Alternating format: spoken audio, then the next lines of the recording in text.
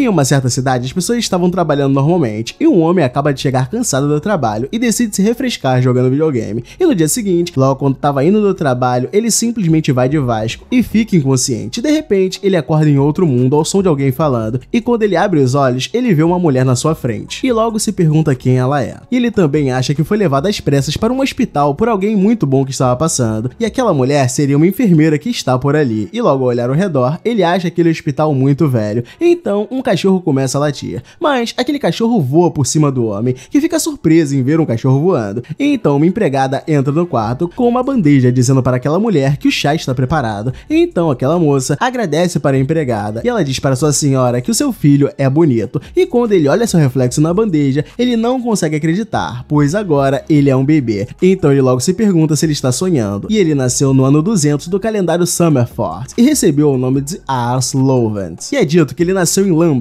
que fica na província de Missen, e 3 anos depois, Ars já havia crescido bastante, e ele estava no escritório quando uma empregada chamou ele na porta, e ele convidou ela para entrar, e ela lhe disse que havia trazido um chá, então ele agradece por isso, e logo ele começa a dizer que havia perdido a sua vida em seu mundo anterior, e reencarnou como alguém chamado Ars Lovens, e desde seu nascimento, ele foi capaz de dominar a leitura e a escrita, o que fez ele conhecer esse novo mundo, e ele sabia que havia nascido no Império Summerford, mas nunca tinha visto um mapa como aquele, então isso fez ele perceber que não estava mais na Terra, e ele também descobriu que havia uma técnica conhecida como magia que as pessoas usam para conjurar fenômenos misteriosos, e ele achava que o mundo era como um jogo, e sobre a família na qual ele nasceu, ela se chamava Lovens, e ela era uma família nobre que estava encarregada de administrar uma pequena região chamada Lamborg, e sua casa era tão grande e bonita que Ars achava que era um castelo. Eles tinham muitos empregados para cuidar deles, e um cozinheiro que fazia refeições deliciosas para eles todos os dias. E o garoto afirma que estava feliz de ter reencarnado em um lugar tão bom, e desde seu nascimento, ele também aprendeu que possuía um poder que ninguém mais tinha. Então o garoto entra na sala de treinamento e surpreende todos os soldados, e o garoto pergunta a ele se ele poderia observar o treino dali da entrada. Então os soldados dizem que ele pode ficar bem a essa distância, porém eles ficam surpresos com o fato do jovem mestre ir à sala de treinamento, e logo eles se convencem de que o garoto será um grande guerreiro quando crescesse, e A se aproxima de um dos mestres que está ensinando um soldado estagiário, e nisso o mestre derruba o soldado e o repreende, mas o garoto se levanta e decide atacar novamente. Nisso Ars usa sua habilidade de avaliação nele para ver as suas estatísticas, e ele percebe que o garoto tem uma grande aptidão para arco e flecha, então o mestre chama o soldado para treinar novamente, porém ele parece exausto, então Ars se aproxima do garoto, o chamando pelo seu nome, o que surpreende Miles, pois ele achava que Ars não sabia seu nome, então o garoto pergunta se ele já usou um arco, mas Miley diz que nunca havia usado, afinal, um homem de verdade não atira nos seus inimigos de uma distância segura, porém o garoto começa a sugerir que ele possa usar um arco muito bem, e pede para que ele experimente, e Miley começa a pensar, porém todos os soldados botam pilha para que ele use o arco assim como o garoto pediu, então Miley pega um arco e flecha, mas confessa que nunca atirou antes, então um dos soldados sugere que ele se aproxime do alvo para reduzir o risco de se ferir, mas Ars está confiante que ele pode acertar o alvo de sua posição, então Miley se prepara e aponta para o alvo, ele simplesmente lança sua flecha acertando em cheio o alvo, e todos acham que foi pura sorte, e pedem para ele tentar novamente, porém Miley atira várias flechas e todas continuam acertando bem na mosca, e todos os soldados ao redor dizem que ele nasceu para ser um arqueiro, e Miley já fica todo convencido, percebendo que usar um arco não é tão ruim, afinal, como ele tem talento, tudo passou a ser justo na guerra, então os soldados perguntam como Ars conseguiu descobrir que Miley seria bom com arco, e ele diz que foi apenas seu instinto, então os soldados ficam impressionados com isso, mas Ars sabe que se contasse a verdade sobre a sua habilidade de avaliação, eles não acreditariam nele, e embora sua habilidade fosse real, ele não conseguiu usá-la em si mesmo, o que não o deixou muito feliz. E durante o jantar, o garoto ficou impressionado pela refeição preparada pelo chefe, e quando ele ia comer, seu pai lhe chama. Então ele fica com um pouco de medo, pois seu pai parece bem irritado, então ele usa a habilidade de avaliação para examinar a estatística de seu pai. Ele fica impressionado com o fato de seu pai ter conseguido passar de fazendeiro a nobre, usando as suas habilidades em artes marciais. E então seu pai fala sobre o que ele fez mais cedo aconselhando o soldado, e fala para ele continuar aprimorando seus instintos, pois um dia ele pode vir a ser o senhor dessa terra. E nisso o garoto nota que realmente se ele for o senhor, ele vai precisar ter pessoas fortes ao seu lado. Então seu pai lhe oferece parte do seu jantar para que ele possa crescer mais rápido e mais forte. Então após aquele dia, o garoto estudou sobre o Império e percebeu que o futuro pode ser um pouco vago, porque os líderes dali são corruptos, e várias revoltas estão surgindo entre plebeus e vários nobres que estavam se concentrando na autonomia para reprimir as revoltas. E Ars temia que o Império pudesse entrar em uma guerra total se as coisas não mudassem para melhor. Ele não conseguia se imaginar liderando suas tropas para a guerra e se perguntava se seria capaz de manter o povo de Lamborg a salvo. E ele queria protegê-los, pois todos eram muito gentis com ele. E ao se lembrar a respeito das palavras de seu pai sobre ele se tornar um líder líder, ele imediatamente tem uma ideia, então se disfarça e sai pelas ruas. Então ele começa a usar a sua habilidade de avaliação para verificar as pessoas da cidade, porém ele fica exausto depois de usar ela por um longo tempo e se senta para descansar. Então um homem é expulso de dentro de um local, e ao ver aquela cena ele percebe que aquela pessoa não se parece com as pessoas da cidade. Então o garoto aponta para o homem e chama ele de Malkan, e então ele se lembra que os Malkan eram um grupo de pessoas que vieram do outro lado do mar para Summerford. Ele sabe que a maioria deles foi trazida como escrava, então ele decide oferecer um pão ao homem, e todos se perguntam por que o herdeiro da casa Lovent está ajudando o Malkan. Então o homem aceita o pão, mas com receio, e quando ele começa a comer, lágrimas rolam pelo seu rosto. E Ars usa a habilidade de avaliação no homem e fica surpreso ao ver as suas estatísticas tão perfeitas, e ele até compara ele com o Nobunaga. Ele logo percebe que o homem pode vir a se tornar um grande guerreiro, então o homem termina de comer e se levanta. E enquanto ele está indo embora, Ars começa a perseguir ele, mas o homem diz para ele não segui-lo, porque as pessoas da cidade ficarão furiosas com isso. E Ars pergunta ao homem se ele quer se tornar o seu servo, e o homem fica surpreso, então Ars revela que é da família do Lorde daquele local. Que ele revela também que está tentando recrutar pessoas com habilidades para o seu potencial domínio futuro. Então o garoto fala que quer que ele se torne seu pupilo, pois ele sente que ele tem muito talento. Então o homem pergunta como ele foi capaz de perceber isso mesmo que eles tenham acabado de se conhecer, mas o garoto acaba não conseguindo revelar para ele como ele sabe disso. Então o homem diz que não gostaria de causar problemas para ele e continua andando. Então Ars tenta comprar ele com comida, dizendo que se ele for com ele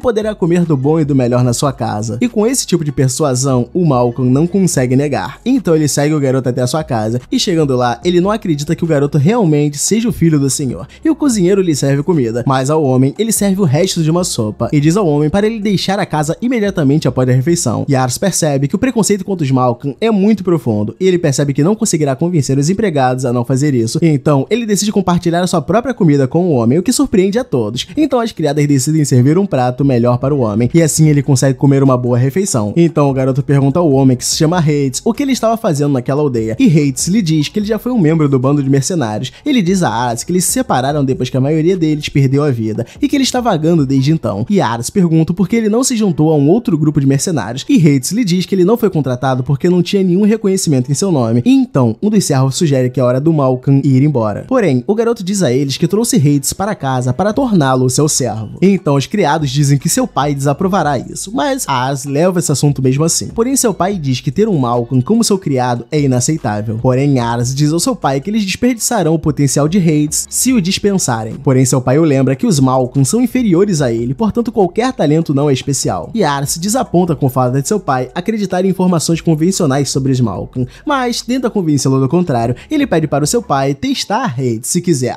e o pai pergunta por que ele tem tanta certeza de seu talento. Então seu pai se lembra que ele descobriu o talento de Miles e decide testar Hades, já que Ars insiste. E ele fala que vai empregar o Malcolm caso ele consiga provar o seu talento. E seu pai fala que o teste será uma batalha simulada entre ele e Hades. E ele fala que ele será empregado caso consiga vencê-lo, mas Ars tenta convencer o seu pai de que o garoto não é um soldado, e tenta convencer seu pai que o garoto não é páreo para ele. Porém, seu pai o lembra que Ars disse que Hades era bem talentoso, mas mesmo assim ele decide dar uma vantagem para ele. Tudo para compensar a diferença de proeza, e diz que eles podem prosseguir, pois ele entende os termos. E eles saem da sala, e Hades se pergunta o porquê o garoto está se forçando tanto para torná-lo seu servo. Ele acha que Ars está demonstrando piedade, mas o garoto pergunta se ele não quer se tornar o seu servo. Ele fala que pode cancelar o contrato caso ele não queira. Ele lhe diz que essa é a melhor oferta que ele já recebeu na vida. Ele acha que a oferta é inacreditável, pois os Malcolm costumam ser perseguidos onde quer que vão. E Ars lhe diz que precisa dele, pois um dia ele se tornará o senhor dessas terras e precisará de Hades ao seu lado. Então Hades lhe garante que fará o melhor que puder. Então ele entra na sala de treinamento e os soldados percebem que ele é o Malcolm, que o pai de Ars pede para Miles preparar as suas espadas, enquanto Grants traz uma ampulheta. Então ele ordena o garoto a pegar uma espada e lhe diz que se ele conseguir desferir um único golpe nele antes que o tempo acabe, ele vence. E Ars acha que Hades tem a chance a seu favor. E nisso o pai do garoto pede para eles se apresentarem antes do duelo começar. E Hades se apresenta, e logo após ele se apresenta como Lord Raven. Então o duelo começa, e Raven ataca primeiro, mas Hades sai do caminho a tempo, e ele tem certeza que com aquele ataque ele seria cortado ao meio, mesmo que isso sejam espadas de treino. Então o duelo continua, e Ars percebe que Hades não tem a menor chance, mas os soldados ficam surpresos por ele conseguir segurar a sua espada contra o Lord Raven. E embora Hades estivesse acompanhando o Lord, ele não conseguia acertar um golpe nele. Então Raven logo acerta um golpe que o manda para o chão, mas ele se levanta. Então Raven o lembra que lhe resta pouco tempo, e Hades logo se lembra de Ars dizendo que precisa dele. E então ele decide ir com tudo, e até a aura do garoto muda. Então ele corre para cima de Raven e desliza por baixo, e usa a luz do sol a seu favor favor para tentar acertar um golpe em Raven, mas ele bloqueia a tempo. Porém, do mesmo modo, ele anuncia que a batalha acabou, mas Hades olha para trás e vê a ampulheta ainda funcionando, e todos percebem que Hades conseguiu acertar de raspão o Lorde cortando seu cabelo, e eles se perguntam quem ele é. E fazendo jus à sua palavra, Raven decide empregá-lo como soldado, e Aras corre para parabenizá-lo pelo emprego. Então, Raven diz a Aras que a sua capacidade de sentir a proeza das pessoas é de alto nível, e que ele está confiante de que Aras se sairá bem na era caótica que se aproxima, e ele está confiante de que Aras será um grande Lorde algum dia. Enquanto isso, todos os soldados se perguntam como Hades se tornou tão forte, e se aglomeram em torno dele na esperança de descobrir o seu segredo. E mais tarde naquele dia, Hades, já vestido com seu uniforme, começa a caminhar com seu Lorde. E após conversarem um pouco, ele diz que vai dedicar a sua vida para seu Lorde para pagar esse débito com ele. E após destacar várias personalidades das mais diferentes pessoas, Aras diz que é capaz de reconhecer os talentos das pessoas em forma de status. Tudo isso graças à sua habilidade chamada avaliação.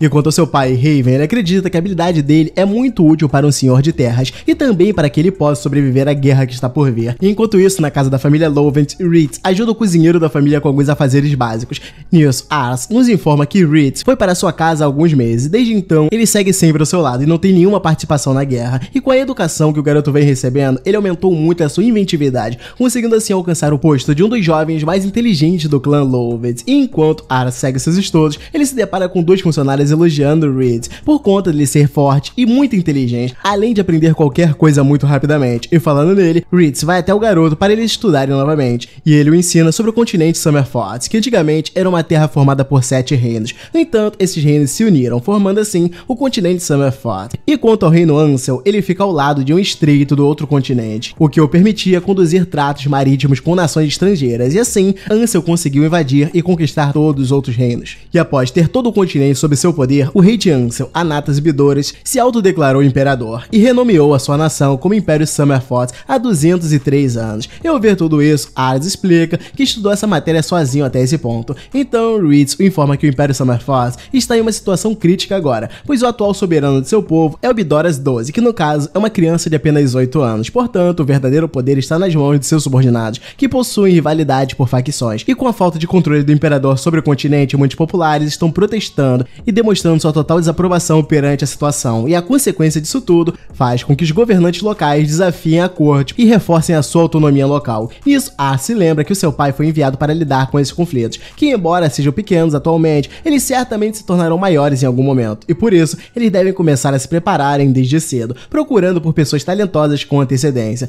Nisso ele pergunta em que parte a guerra aconteceria primeiro, caso ela viesse a se tornar uma realidade, e Ritz chuta que ela começaria na província Missien, pois atualmente o governante de Missien já é um senhor de idade e com a saúde debilitada, portanto se tornaria um alvo fácil, e como ele já está para morrer, provavelmente o seu filho mais novo assumirá o seu lugar, por ter mais capacidade do que o seu irmão mais velho. No entanto, o governante ainda está em dúvida para quem irá passar a sucessão de seu reino, mas caso ele morra antes de dar a sua decisão final, isso com certeza dará início a uma guerra. Porém, ainda que ele se decida antes de morrer, as chances de ter uma guerra continuam muito altas, afinal, os dois irmãos querem herdar o trono do pai. Nisso, Aras começa a se preocupar e pergunta qual seria o lado de seu pai nessa história, e Ritz diz que o pai dele acredita que o filho mais velho deve suceder o pai. No entanto, não é ele quem decide que lado irá ficar, pois ele não serve ao governante de Missien diretamente. No caso, Raven serve ao líder do distrito Canarre, e quanto a ele, Aras sente que ele pode tirar proveito da sua avaliação na hora de escolher qual dos dois irmãos apoiar. Mas ainda assim, o garoto fica preocupado com toda aquela situação, pois ele só conseguiu recrutar Ritz até o momento. Nisso, Ritz vê as coisas pelo lado positivo e explica que se um Lorde mostrar um excelente desempenho na guerra, ele pode até mesmo mudar de vida. Portanto, ele afirma que eles devem ficar fortes para conseguir isso também. Mas além de contarem com eles mesmos, Ritz diz que eles ainda precisarão recrutar mais pessoas. Nisso, Aras concorda com a ideia dele e se dispõe a ir procurar pessoas ainda naquele dia. E após isso, ele vai até Raven e nota que o seu pai está se dedicando ainda mais aos treinos, por talvez já ter percebido a possibilidade de uma guerra estourar. E ao ver o seu filho, Raven pergunta se o garoto vai para a cidade novamente, e Aras diz que sim, pois precisa procurar por mais pessoas talentosas. Nisso, ele pede para o garoto ir atrás de pessoas com domínio em magia, afinal, esse atributo de combate será de grande ajuda na guerra que se aproxima. Nisso, Ritz afirma que os magos, de fato, possuem a capacidade de mudar o fluxo de uma batalha, portanto, é indispensável que eles o recrutem. Enquanto isso, Aras se lembra que seu pai certa vez lhe pediu para que ele usasse magia, mas após o garoto fracassar miseravelmente nessa tentativa, ele o proibiu de tentar usar magia novamente, e após esse breve diálogo com Raven, eles partem para a cidade a cavalo, e no caminho, Aras se sente motivado a achar o melhor mago possível, pois só assim ele conseguirá garantir o futuro de toda da família Lovent e Lamberg. E ao chegarem no centro do distrito Canarre, Ars fica surpreso com o tanto de pessoas que há no local. Nisso, Hitz se usa como guia turístico ao garoto e apresenta o castelo Canarre a ele, onde a família líder do distrito mora. E olhando mais ao redor, o garoto nota que há pessoas ali que aparentam ser muito ricas em média. E Ars diz que seu objetivo é dar essa mesma vida para o pessoal de Lamberg um dia. Nisso, Hitz nota que a chance deles acharem algum mago com potencial por ali é muito grande, dada a proporção de pessoas no distrito. Nisso, Ars usa sua avaliação das pessoas ao redor, porém ele não consegue achar ninguém promissor. Então o garoto explica que os status de cada pessoa consistem em valores e aptidões, e o talento da pessoa será baseado nessas duas coisas. Portanto, ter números altos de status não faz a menor diferença, caso a pessoa não tenha a aptidão correta. E ao notar o desânimo no rosto do garoto, Hitsu lembra que a procura só começou, portanto eles seguem adiante, mas Ars acaba se deparando com pessoas em situação de rua, o que o deixa completamente em choque. Então Hitsu explica que é comum ter pessoas vivendo nessas condições, enquanto na mesma cidade há pessoas que possuem acesso a tudo, e ele associa esse problema à própria prosperidade, pois ainda que ela traga conforto a muitos, ainda terá desigualdade entre as pessoas. Embora isso seja muito triste, Hitsu afirma que eles não podem fazer nada para mudar essa realidade.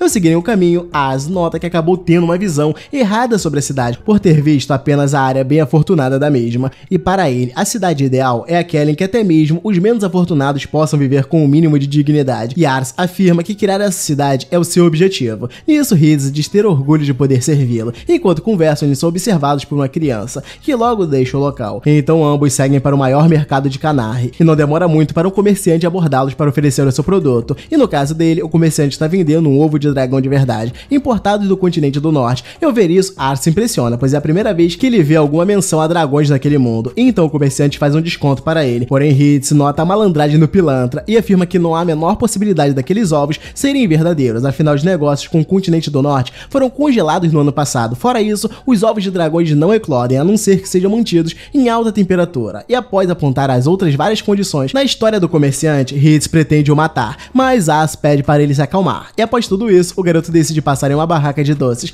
mas logo ao tirar a sua carteira, alguém passa rapidamente por ele e a toma de sua mão. Nisso, Hitsu pega o garoto no colo e corre atrás da outra criança rapidamente, e no caminho ele consegue tirar a capa da criança, e eles notam que na verdade se trata de uma garota. Nisso, ela acaba se enfiando em um beco com vários delinquentes que a agridem na hora, então Ars repreende a atitude dos mesmos. Nisso, o sujeito tenta atacá-lo, mas Hitsu o protege e consegue acabar com todos os homens em um piscar de olhos. E assim, Ars volta sua atenção para a garota, e ele nota que ela possui a aptidão S em magia, e além de ter números incríveis em seus outros atributos. E quanto a Hitsu, ele se atenta apenas ao fato da garota ter roubado Ars, e pede para ela lhe devolver a carteira. Já o garoto, ele pergunta se ela gostaria de ser a sua serva. Nisso, Hitsu fica sem entender nada, e o lembra que essa garota não passa de uma ladra. Porém, Ars explica que ela tem um talento incrível para a magia. No entanto, a garota diz que se recusa a servir um moleque como ele. E além disso, ela afirma que nunca usou magia antes. Nisso, Ars a lembra que ela passa por dificuldade, portanto, se ela o servir, não lhe faltará nada. E ao ouvir isso, ela sente como se ele estivesse olhando ela de cima para baixo, como um típico burguesinho. Dito isso, a garota afirma que não pretende se colocar à disposição dele com uma simples ferramenta apenas para ter uma vida mais digna. Então, Ars explica que não pensa do jeito que ela está sugerindo, afinal, o seu objetivo um dia é criar uma cidade que não tenha mais a miséria, mas para conseguir isso, ele precisa da ajuda dela. Nisso, ela diz não ter paciência para esperar esse um dia, o qual ele está propondo. Fora isso, ela continua achando que ele só está contratando ela para parecer uma boa pessoa. Nisso, Hitsu afirma que mesmo ela sendo humilde, isso não justifica os seus esforços, portanto, ela deve devolver a carteira. E então ela devolve, mas fala que só fará isso por ele tê-la salvado naquele momento. E por falar nisso, Ars pergunta quem eram aqueles homens, e ela explica que eles são lacaios de escravagistas, e ela por sua vez foi pega invadindo o depósito de comida de um nobre, e por isso ela acabou sendo vendida para um comerciante de escravos. E mesmo ela tentando fugir, os lacaios a seguiram, pois acreditavam que poderiam vendê-la por um preço muito bom, afinal ela era bonita. E ao notar que ela conseguiu fugir, Ars pergunta o porquê da garota ter optado por permanecer na cidade, e ela afirma que não poderia abandonar a cidade. Nisso, um grupo de crianças corre em direção a ela, chamando ela de Carlota. Nisso, ela explica que essas crianças são órfãs assim como ela, que precisam se virar nas ruas para sobreviverem. Portanto, Carlota se vê na obrigação de continuar na cidade, ajudando essas crianças. E ao ouvir isso, Ars entende o recado e diz que não tentará mais recrutá-la. Porém, ele entrega um saco de dinheiro para a garota, que por sinal, apenas dá as costas sem agradecê-lo, por considerar o seu altruísmo falso. E após isso, ele volta a pensar sobre essa situação,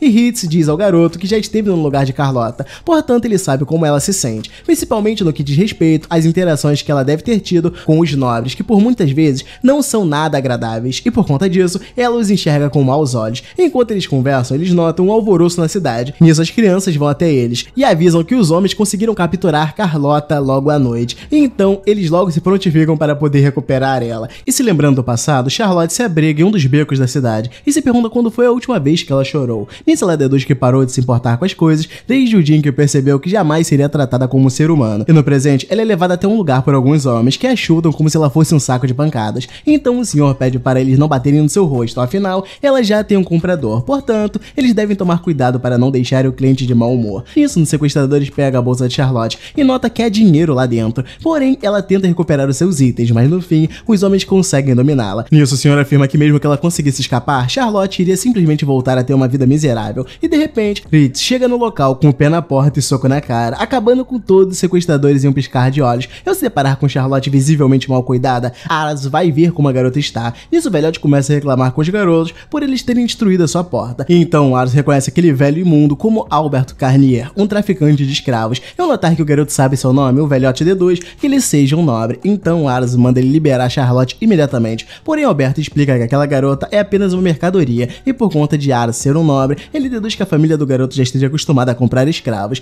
Nisso, Aras segue desafiando o traficante, mas Charlotte pede para ele não se meter naquilo. Então, Aras decide perguntar sobre algo que percebeu nela desde que a viu pela primeira vez. No caso, seria sobre os olhos vazios da garota. Mas ao analisar a situação por conta própria, ele chega na resposta e diz que o nível de ambição dela está em 1, e essa habilidade é responsável por reger as esperanças e sonhos pessoais de alguém. E como Charlotte está com a sua ambição alta, isso significa que aparentemente ela já desistiu do seu futuro. Então Alberto explica que isso ocorre porque ela é uma escrava, portanto, não faz sentido ela pensar tanto no futuro. Eu ver o velhote rachando de rir, Aras o lembra que o dever dos adultos é proteger o futuro das crianças e não roubá-los só para depois rir disso. Portanto, Aras afirma que a responsável por escolher o seu futuro é a própria Charlotte e não eles. E quanto a ela, Charlotte sente que os destinos de todos já são decididos a partir do momento em que nasce. E no caso dela, ela escolheu se fechar para todos, pois assim as humilhações verbais e físicas que ela viesse a sofrer já não a machucariam mais. E com isso, ela criou a sua própria filosofia de vida, onde chorar seria considerado uma atitude fraca, e fraqueza significa morte. Portanto, ela não poderia mais perder o seu tempo chorando. Ao invés disso, Charlotte adotou a persona de uma pessoa forte, que almeja apenas continuar sobrevivendo.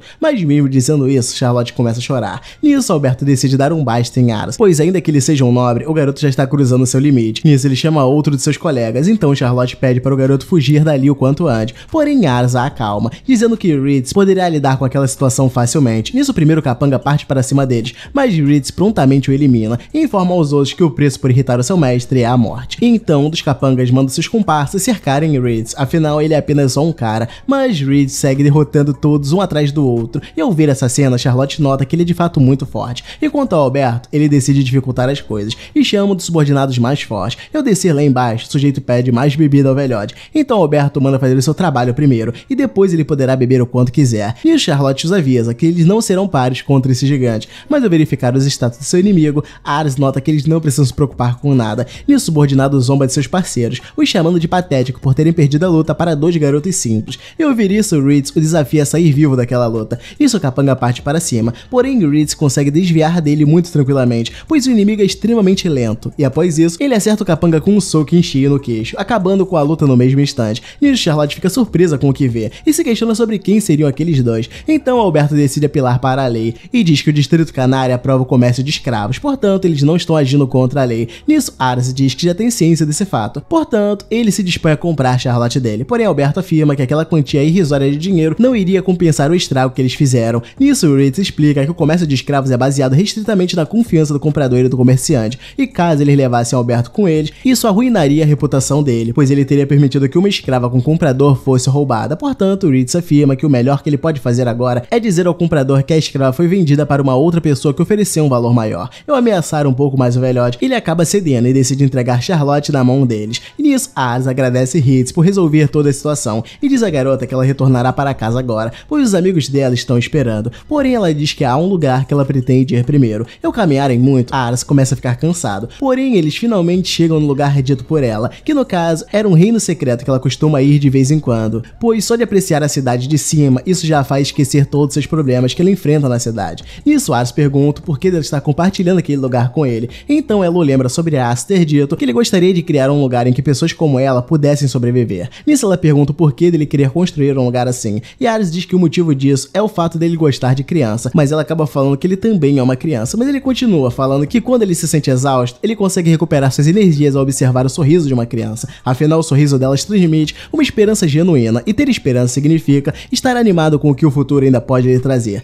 Nisso, Ares deduz que esse sorriso não anima apenas ele, mas também os adultos, que passam a serem contagiados com a pureza das crianças, e assim todos ficam mais animados para o futuro. Dito tudo isso, Ares explica que esse entusiasmo é capaz de fazer a cidade um lugar muito melhor. Portanto, esse também é um dos motivos que o faz querer criar uma cidade onde as crianças possam ter esperança. No entanto, ele deixa claro que esse é o papel dos adultos e dos governantes. Nisso, o garoto se desculpa com Charlotte por aparentar estar dando um sermão nela, e explica que a sua única intenção é fazer com que todos possam ser amigos e desfrutarem de uma vida mais divertida. E ao ouvir isso, Charlotte afirma que será serva dele. Então ele pergunta como ficará a situação daquelas crianças que ela cuida, e Charlotte explica que quer ajudar ele na construção da cidade ideal que ele almeja, pois assim os órfãos que ela cuida também terão algum lugar no futuro. Mas antes de levá-la como serva, Reed diz que eles precisarão confirmar os talentos dela, e ao ver ele com um item mágico, Ares pergunta onde seu servo conseguiu aquilo, e Reed se informa que encontrou aquele item na casa que eles estavam há pouco tempo. Dito isso, ele pede para Charlotte usar o equipamento, e ele deixa claro que não duvida da capacidade de Ares em conseguir ver os status das pessoas ao seu redor, porém Reed quer ver por conta própria se ela de fato tem esse dom, pois assim ele poderá considerar Charlotte a sua companheira, e ela por sua vez explica que nunca lançou nenhum feitiço antes, mas Reed a tranquiliza, dizendo que ensinará tudo o que ela precisar. E quanto ao Ares, ele se questiona sobre o verdadeiro poder dela, afinal ele nunca viu uma magia nível S sendo lançada. Nisso, ela testa o dispositivo, e ao lançar a sua magia de fogo, todos ficam surpresos com a explosão que Charlotte foi capaz de fazer. Então todos na cidade enxergam um clarão provocado por ela, e no fim o dispositivo acaba em pedaços.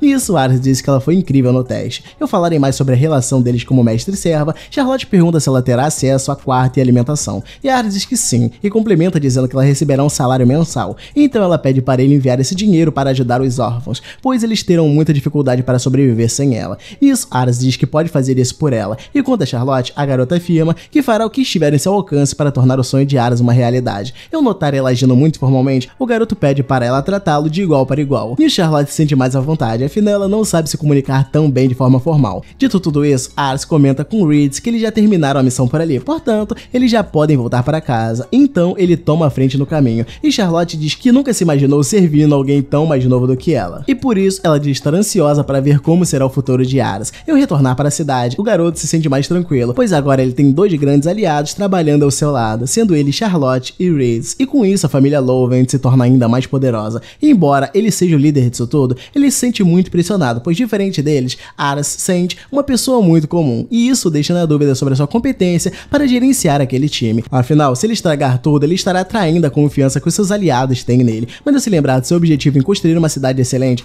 Ares volta a erguer a sua cabeça. Ao pararem para comer, Reed nota que eles precisarão começar a ensinar boas maneiras e também falas básicas para Charlotte, mas ao ouvir isso ela afirma que essas coisas são muito chatas, mas Reed explica que ela precisará aprender tudo isso, caso queira acompanhar o mestre em suas refeições. Ao retornarem para casa, o pai do garoto afirma que o campo de batalha é muito perigoso para uma mulher. Nisso, Ares pede para ela demonstrar um pouco de sua magia para ele, e quando ela faz isso, o pai dele fica encantado e imediatamente muda sua opinião, contratando a garota e dando as boas-vindas para ela, a família Lovett. Então, 3 anos depois, o pai de Ares volta para casa, e ele fala que seu pai tem sido enviado constantemente para a fronteira para defender suas terras. E ele fala que o melhor disso tudo é que a moral dos soldados voltou a aumentar, e eles estão felizes indo para lá. E ele vai até seu pai perguntar como foi a batalha, e ele fala que eles tiveram êxito, porém a grande estrela da batalha foi aquela garota. Então Charlotte se vira, e ela, que recebeu um belo buff, diga-se de passagem, cresceu bastante nesses últimos 3 anos, e ela adentrou o campo de batalha recebendo rapidamente o título de maga mais forte, e também sendo chamada de princesa das chamas de Lovent. E ele fala que graças a ela o grupo de magos de Lovent também é um orgulho, juntamente com a infantaria. E ele diz que nunca imaginou que a adição de um grande talento pudesse mudar tantas coisas. E ele nota mais uma vez o quanto é importante a sua habilidade. Então a mãe dele aparece junto com a babá segurando 2 crianças. E Ares diz que agora tem mais uma boa notícia, afinal ele tem mais 2 irmãos gêmeos na família. E seu pai vai até as crianças falando que cada vez que ele retorna elas estão mais diferentes. Porém a mãe lembra que elas se parecem bastante com Ares. E o garoto quer que eles cresçam, afinal todas as estatísticas deles são muito boas e tragam prosperidade para sua casa. Então Reed chega lá falando que tem excelentes notícias para Ares. Ele fala que aparentemente uma família de caçadores se mudou e os 2 filhos mais velhos são altos e bastante talentosos. Então já no dia seguinte eles estão de partida, quando Charlotte pergunta para onde ele vai, e ele fala que ficou sabendo sobre 2 pessoas muito talentosas na floresta e ele quer ir averiguar esse boato. Então Charlotte se dispõe a ir com eles, mas não é nada do jeito que Ares pensava. Eu sei que esse anime é bobinho, mas me ajuda, né, anime? E ela começa a perguntar se eles não podem ir mais rápido, rápido, porém Ritz fala que o cavalo não vai aguentar, afinal ela inventou o Deer com eles. Enquanto isso, o cavalo tá muito puto com essa sobrecarga nas suas costas. E Charlotte fala que na verdade ela e Ares não deve dar metade de um adulto, e ele quem deveria sair e ir correndo. Mas ele manda a garota descer, perguntando se ela não tem vergonha na cara, e fala que ela veio porque quis, porém ela fala que tá escoltando Ares. Mas Ritz fala que já estava fazendo isso, porém ela sente que ele ficará mais seguro com ela ali, afinal ela está mostrando resultado nas batalhas. E Ritz fala que sempre esteve no campo de batalhas muito antes dela ter nascido, e ele fala que com certeza estaria acima dela se fosse para a batalha. E nisso os dois continuam nessa briguinha boba, e Ares pergunta por que eles estão brigando quando eles estão indo atrás de companheiros. Enquanto isso, um porco selvagem aparece e é atingido por uma flecha, e eles logo notam que a pessoa que lançou aquela flecha tem bastante habilidade. E nisso os irmãos vão ver a caça e acabam notando as pessoas por ali, e pedem desculpas para eles, perguntando se eles não se feriram, e eles falam que não. Então Ares logo usa sua habilidade nos garotos, notando que eles são os irmãos dos rumores, e fala que eles têm belas estatísticas de proeza. E ele fala que Gatos tem uma proeza muito boa de nível A para infantaria, e já Marcos tem classificação A em arquearia. Nisso eles perguntam o que traz aquelas pessoas até a floresta, e Ares fala que tem um pedido a fazer para eles. E então eles já estão na casa dos garotos, com um banquete na mesa. E vendo aquele tanto de comida, tanto Ares quanto Charlotte ficam bastante impressionados. Então o pai dos garotos recebe eles com bastante modéstia. E nisso Charlotte pergunta que carne é aquela, e o irmão mais velho fala que é a carne do Soul, aquele bicho que eles viram antes. Ele é muito veloz, mas ainda assim tem um sabor incrível. E nisso o pai vai direto ao ponto, perguntando o que deve a visita dele ali. Então Ares fala que gostaria que Gatos e Marcos servissem como soldados da família Lovens. Então o pai do garoto fica feliz, afinal esse sempre foi o sonho dos dois. Então o pai fala que Ares realmente é incrível, pois ele é muito mais maduro do que o seu filho mais novo, Russell, mesmo não sendo tão mais velho do que ele. Nisso o garoto pergunta se ele tem um outro filho, e enquanto ele faz essa pergunta, a porta se abre e Charlotte nota. Então uma mãozinha aparece na mesa, tentando pegar um pão. Enquanto isso, o pai tá chamando o próprio filho de inepto. Nisso, Ares pergunta aonde estaria o garoto, e Charlotte aponta para aquele garotinho se esgueirando para o quarto novamente. E então o pai briga com o garoto, pois ele saiu e nem cumprimentou o filho do Lorde, e manda ele fazer isso agora. E Charlotte e Ritz, por sua vez, notam que o cabelo do garoto é diferente, e já Ares, ele usa a habilidade para poder ver a estatística do garoto, e toma um verdadeiro susto quando nota a inventividade dele, que chega à incrível marca de 109 pontos. Nisso ele até cospe o que estava bebendo. E ele fica se perguntando que raio de inventividade é essa, pois é como se Kuroda Kanbei tivesse renascido. E ele fala que talvez não achasse alguém com essas estatísticas nem mesmo no Império todo, e ele fala que as mesmas estão baixas porque ele só tem 5 anos, mas se ele treinar e crescer adequadamente, ele poderá alcançar um potencial absurdo. Porém o pai volta a pedir desculpas, falando que o garoto é bem inepto em comparação com seus irmãos mais velhos. Porém Ares pouco liga pra isso e fala que também quer o garoto como servo, mas ao ouvir isso ele acha que será colocado para enfrentar batalhas e começa a tremer de medo, então fala que não vai fazer isso, gritando e correndo para o quarto. E Ares nota que essa é a segunda rejeição que ele passa, então Ritz fala que não pode deixar de sentir que já viu isso antes. E o pai volta a pedir desculpas, falando que o garoto é realmente inapto, e diferente dos seus irmãos ele não vai conseguir fazer isso. E ele fala que o garoto perdeu a sua mãe há 2 anos, e desde então ele fica trancado naquele quarto. E ele fala que na idade do garoto, o filho de um caçador deveria estar cortando lenha e treinando com um arco. E mesmo se ele fizesse isso, o garoto lutaria apenas para sobreviver, e uma guerra com certeza é demais para ele. E o pai fala que o garoto só causaria problemas para o Lorde daquela terra, porém Ares fala que o talento de Russell não é para ser um soldado como seus irmãos. Ele fala que o talento do garoto é a sua mente, a mente de um estrategista. E o pai até concorda, falando que o garoto sempre foi inteligente e falou bem, e Ares fala que acredita que a incrível inteligência dele será vital para a sua causa. E decide ir falar com o garoto de novo, e quando ele adentra o quarto devagar, o garoto começa a ficar assustado.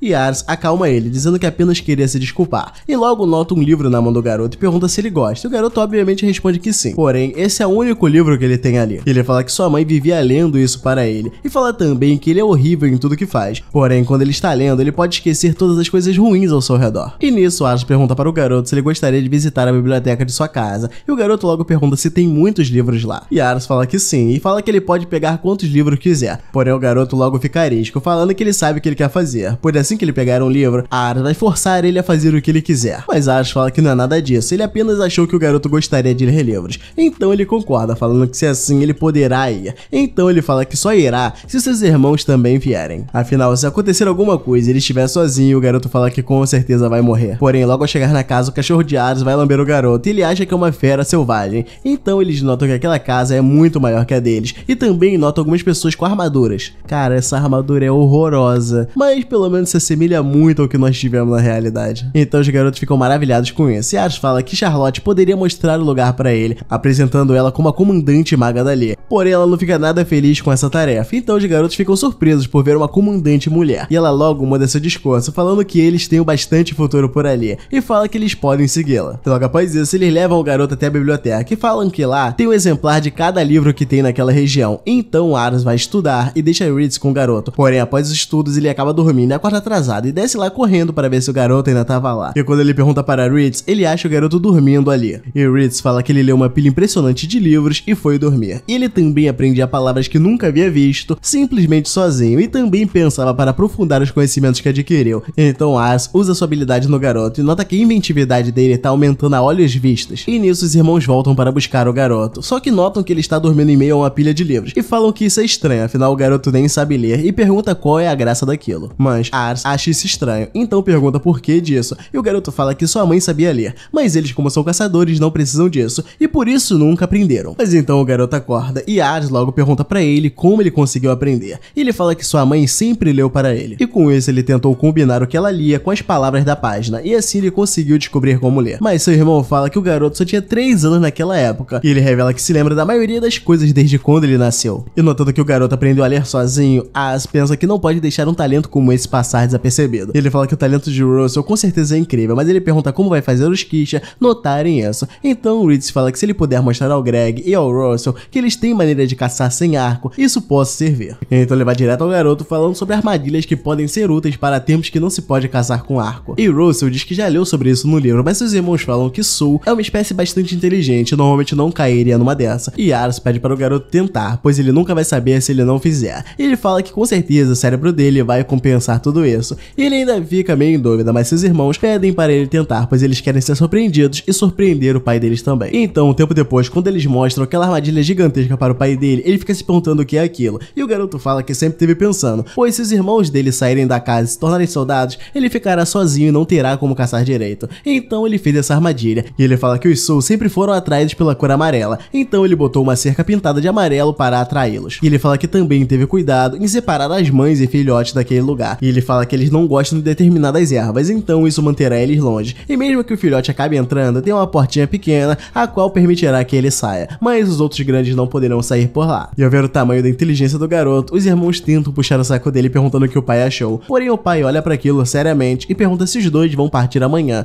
Então eles falam que sim. E seu pai manda que aqueles dois levem o Russell com ele. E o garoto começa a tentar falar, mas o pai vira as costas e deixa ele pra trás. E o garoto fica certo na ideia de que seu pai lhe odeia e fala que vai com Aras e ficará com ele daqui pra frente. Porém Aras força ele a voltar pra casa, pois ele ainda precisa conversar com seu pai. E então à noite o Russell começa a pensar que sua mãe ficou fraca depois de que ele nasceu. E um tempo após isso ela acabou morrendo e ele acha que é por isso que seu pai lhe odeia, por tirar a sua mãe dele. E além disso ele não consegue fazer nada pra ajudar. E é por isso que o garoto se trancou no seu quarto no aniversário da morte da mãe dele. E ele pensa que matou a sua mãe e não consegue ajudar a sua família. Então ele acha que seria melhor ele não ter nascido. Nisso ele nota as vozes dos seus irmãos no telhado, falando para seu pai falar baixo, pois vai acabar acordando o Russell. E eles perguntam por que o pai fez aquilo. E ele fala que não conseguiu ver o talento de seu filho, enquanto criticava o que ele não podia fazer. E isso faz dele uma falha como um pai. E ele fala que ali ele não poderá demonstrar todo o seu talento, então manda os irmãos cuidarem dele enquanto estiverem fora. Até porque ele é seu filho precioso, assim como eles dois são. E nisso o garoto, ouvindo tudo isso, começa a chorar. No dia seguinte, Aras vai buscar os garotos. Então o Russell sai também, dizendo que iria, e logo se apressa. Porém Aras pergunta se ele não vai se despedir do seu pai, pois ele vai ficar um bom tempo fora. Mas o pai dele começa a cortar lenha, e o garoto vai falando que ele nunca conseguiria odiar o seu pai. E ele fala que não poderia ajudar naquela casa, pois ele não sabe caçar e nem cortar lenha. Porém ele vai para a casa de Aras estudar e aprender um monte de coisa. E nisso ele vai aprender a fazer mais armadilhas para poder prosperar a vila. E ele pergunta se ele poderá voltar a morar com ele quando esse dia chegar. E seu pai vira para ele chorando, dizendo que também quer isso. Então os garotos ficam emocionados por ele ter permitido que o Russell fosse com eles. Mas Aras fala que tanto faz se ele seria seu servo ou não. Mas também fala que gostaria de ter alguém como ele do seu lado. Porém ele fala que se preocupa com seu povo como um todo. E nisso os 3 garotos juram que vão servir ele com todas as forças por bastante tempo. E após o pai de Aras adoecer, o garoto sugere liderar a próxima incursão. Porém Raven novamente se diz contra essa ideia, pois dada a situação atual, ele não pode se ausentar de suas responsabilidades. Nisso, Aras explica que há 1 ano o governador de Missem faleceu devido a uma doença. Em seu testamento, o governador nomeou o seu filho mais novo, Vazmark, como seu sucessor. No entanto, o irmão mais velho, Kouran, insistiu em dizer que Vazmark falsificou esse tal documento. E quanto a ele, Kouran era considerado considerado por todos como pouco promissor. No entanto, ele vinha fazendo seu nome em batalhas, e com isso vários Selvos passaram a acreditar que ele deveria herdar o trono de seu pai, de acordo com a tradição, e dessa forma a província Missing se parte entre aqueles que apoiam o irmão mais novo e o mais velho. E aproveitando a situação, a província vizinha Seitz ficou mais ofensiva.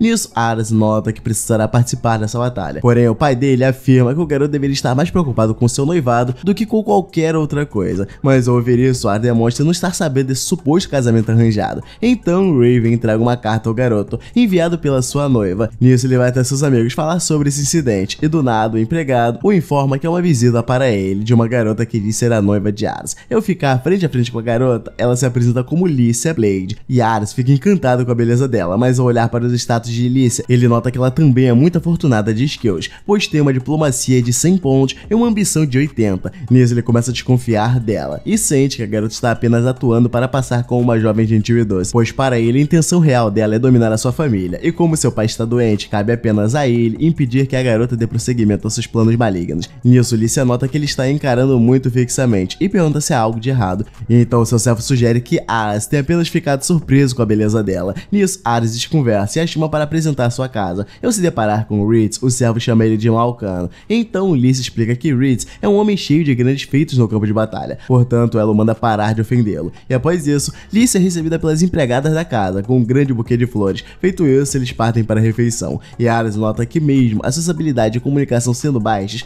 Lícia sempre mantém um assunto vivo. E além disso, ele realça todas as outras qualidades da garota, e com isso, Aras afirma que se não fosse pela sua habilidade de avaliação, ele estaria aos pés dela nesse momento. Nisso, a garota volta a puxar assunto com ele, e comenta sobre a cidade de Lamberg que visitou no caminho até a casa dele. Então, o garoto se desculpa por não poder apresentar o local a ela por conta da chuva, porém Lícia demonstra saber que o tempo estava para mudar, e Aras se confunde, achando que ela é capaz de controlar o clima, porém Lícia explica que já sabia que aquela chuva seria passageira. Dito isso, ela pede para ele guiá-la pela cidade, e quanto aos seus servos, eles ficam da porta observando toda a cena e comentam que Lícia aparenta ser uma pessoa mal intencionada, mas Aras sai com a garota mesmo assim. Ao passar por um grupo de senhoras, ele apresenta Lícia como a sua noiva, porém ele esconde o fato dela ser uma possível ameaça para o reino. E seguindo mais adiante, Aras se depara com dois caras discutindo, então a moradora explica que houve algum problema no pedido de uma pedra mágica que resultou nessa situação de discussão entre os dois homens. Nisso, Aras sente que esse é um problema que ele deve resolver, porém ele fica com medo de acabar falhando na frente de Lícia. Então Charlotte vai até o local e sugere usar uma magia para acabar com a confusão. Nisso, Lícia vai até ela interagir com a garota e fala que é muito fã da maga Charlotte, e após elas se cumprimentarem, Lícia pede para Aras deixá-la resolver esse problema, e também pede para ele atender um favor para ela caso consiga resolver a situação. Nisso, a garota vai até os homens e diz que eles ficam mais fios quando estão bravos, e ao vê-la, eles perguntam quem ela é. Então Lícia informa que é a noiva de Aras, o futuro senhor da casa Lovent. Nisso, os homens ficam felizes por ele, e a garota diz que ficou sabendo sobre a confusão envolvendo as pedras mágicas do som, então ela pede para que o sujeito venda elas para a casa Blade, afinal, eles não conseguem extrair pedras mágicas do som em seu território. Isso faz com que as pedras sejam muito preciosas para o seu povo. Em contrapartida, Lícia afirma que eles conseguem extrair muitas pedras mágicas de fogo devido a um vulcão perto de seu território, portanto, ela diz estar disposta a vender essas pedras para eles em um preço baixo, afinal, o seu povo possui pedras mágicas do fogo em abundância. Dito isso, a garota afirma que toda essa ideia veio de Aras. Nisso, os homens ficam surpresos em ver a disposição de Aras em ajudá-la até em pequenos problemas, então o garoto pede para que eles passem a escrever um contrato em qualquer acordo comercial que fizerem, mesmo que seja um acordo feito entre amigos.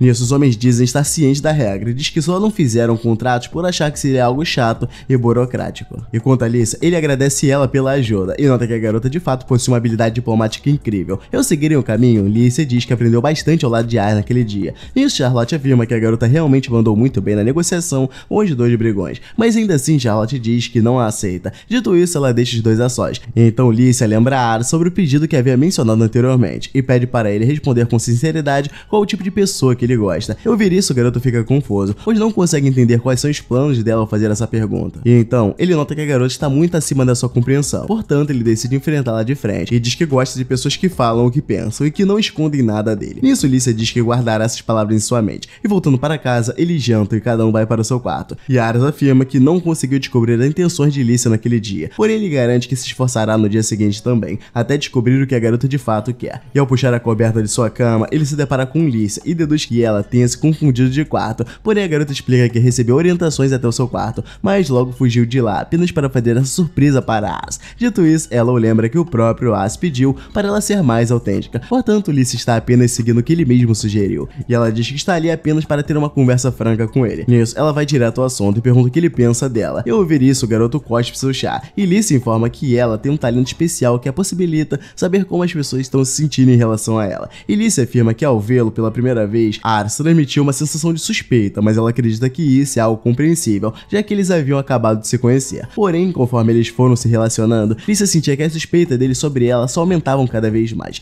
Então ela pergunta o que ele tanto desconfia nela. Nisso, Ars revela que possui a capacidade de ver as habilidades, aptidões e nível de ambição de uma pessoa, e como ela possui altos níveis de habilidade diplomática e ambição, Ars sentia que cada passo que ela dava era friamente calculado, visando um objetivo oculto. E ao ver isso, Lisa nota que todas as ações dele fazem sentido até agora, que ela confirma que realmente possui uma ambição muito alta, e no seu caso, essa ambição está relacionada com seu desejo de encontrar um homem incrível que ela se apaixone pela primeira vista. Nisso, Ars fica todo bobo encarando fixamente e nota que ela tem razão em almejar um casamento com um homem poderoso, afinal, esse é o melhor caminho para a sobrevivência da filha de um senhor. Porém, Ars não se enquadra nesse esquisito de poder, e por isso acredita que não é o homem ideal que ela busca. Nisso, ela lê novamente as emoções dele e diz que ele está se sentindo inferior por conta do território da casa Loven ser pequeno. E embora isso seja uma desvantagem para ela, Lisa afirma que ao passar um tempo com ele, ela teve a certeza de que queria casar com o garoto. Porém, As reafirma que o território dele é muito pequeno, e Lisa explica que o garoto tem um grande potencial para mudar isso, e além do mais, ela o lembra que ele tem todo o apoio de Lamberg, pois as pessoas gostam dele de verdade, o que o torna um verdadeiro Lorde, e por isso Lisa passou a amá-lo tanto quanto o povo de Lamberg. E ao ver isso, Ars trava e a agradece, então Lisa decide voltar para seu quarto.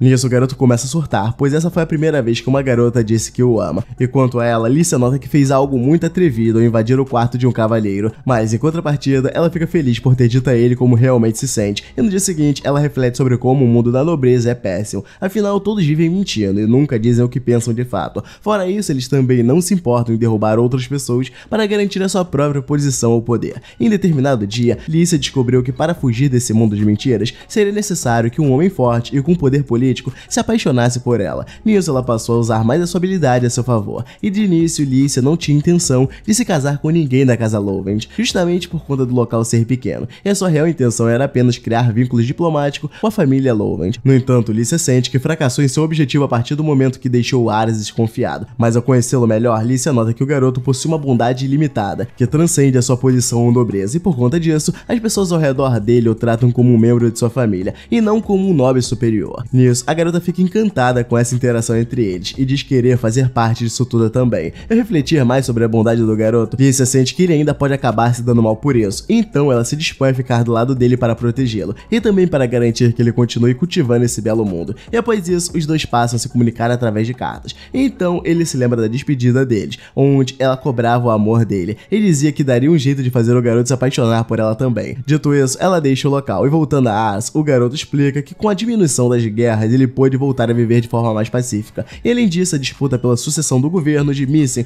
ficou pausada por hora. E quanto a Raven, ele apresentou uma leve melhora de saúde, e Ars deduz que o seu pai tenha melhorado por estar menos preocupado com a guerra. E quanto a Alicia, ele está disposto a aceitá-la como a sua esposa assim que vê-la novamente. Ao descobrir que o estado de seu pai piorou ainda mais, Ars se desespera. Nisso, o médico sugere que o garoto já comece a se preparar para o pior. Porém, Ars afirma que ainda não retribuiu tudo que seu pai fez por ele, portanto, ele almeja tê-lo por mais algum tempo. Enquanto isso, no Castelo Arcantes, o governador é morto por uma pessoa misteriosa que em seguida se joga pela janela, deixando os guardas confusos. Nisso, o pai de Ars o informa que o governador de Missing foi assassinado, e Russell sugere que uma guerra terrível começará em breve. Afinal, a morte do governador fará com que a disputa pela sucessão entre os irmãos atinja o seu auge, pois os chefes de cada distrito de Missing serão obrigados a ficar ao lado de um dos irmãos. Nisso, Raven sugere que Lumière, o chefe do distrito Canarre, fique do lado de Coran, o irmão mais velho, e quando isso acontecer, Lamberg certamente o seguirá. E além disso, Raven diz ao Ritz que provavelmente Lamberg irá convocá-los, portanto ele deve manter as forças do reino prontas para agirem a qualquer momento. Dito isso, ele decide começar a se preparar também, mas ao tentar se levantar, Raven cai na cama, e após isso, Ars recebe uma carta de Lumière, onde ele pede para eles se reunirem no Castelo Canarre dentro de 3 dias. Nisso, Ritz se dispõe a ir a essa reunião com Charlotte, afinal, Raven está indisposto no momento, porém Ars diz que dessa vez é ele quem deve ir para a reunião, e chegado o dia, eles finalmente adentram o reino Canarre. Nisso, eles seguem para o castelo, e Ars se apresenta como filho de Raven Lovend, e diz que está ali em resposta à convocação de Lumière. Ao analisar a veracidade do convite, o guarda nota que ele é real, mas desconfia de Ars, por ele ser apenas apenas uma criança. Porém, ele nota a presença de Charlotte, a princesa das chamas de Lovent, e também de Ritz, o ceifador. Mas ao ouvir esse nome, Ritz diz que não gosta de ser chamado de ceifador, pois isso o faz parecer terrivelmente perigoso. E quanto a Aras, ele afirma que a presença daqueles dois já é o suficiente para provar que ele faz parte da família Lovent. Então eles finalmente conseguem entrar no castelo. E andando um pouco pelos corredores, eles se deparam com Menos Renard, que se apresenta como responsável por servir Lumière. Nisso, a Aras se apresenta e diz que está ali a mando de seu pai. Em seguida, o garoto usa sua habilidade para ler os status de Renard e nota que a média dos status dele é definitivamente alto, o que o faz ser um oponente forte para qualquer tipo de lutador. Nisso, Renard diz que ficou sabendo dos grandes feitos dos companheiros de Aras, portanto ele gostaria de tê-los a seu serviço no castelo. Em troca, Renard garante que eles terão uma boa vida por ali. Então Ritz agradece a oferta, mas deixa claro que já jurou lealdade vitalícia à casa Lovent. E quanto a Charlotte, ela diz o mesmo que ele. Nisso, Renard os entende e diz que a casa Lovent, de fato, deve ser um excelente lugar a se viver. E após essa breve conversa, Aras é levada até a sala onde se encontram os chefes dos outros domínios. Então, Aras se apresenta para todos, mas logo nota os homens todos quietos e decide apenas se sentar em uma das cadeiras vazias. Feito isso, Aras deduz que eles não o levem a sério por ele ser apenas uma criança. Porém, Krau, o chefe de Comier, elogia a presença do garoto. Nisso, Aras se lembra desse senhor, pois Krau brincava com ele quando o garoto era menor. E após olhar para o lado, ele nota um outro chefe o encarando com raiva. Em seguida, Lumière finalmente aparece por lá, e Aras usa sua habilidade mais uma vez para ver o status dele. Nisso, o garoto nota que Lumière, de fato, possui estado condizente com o de um chefe de território. Além disso, o que falta em Lumière é compensado pelo seu servo Renard. Nisso, Lumière se desculpa por tê-lo chamado ali mesmo eles sendo tão ocupados, e os informa sobre a guerra iminente que está para acontecer, devido ao assassinato do governante. E dado todo o contexto, Lumière afirma que o território de Canarre apoiará o filho mais velho no conflito de sucessão. E ao ouvir isso, Aras nota que o seu pai estava certo desde o começo.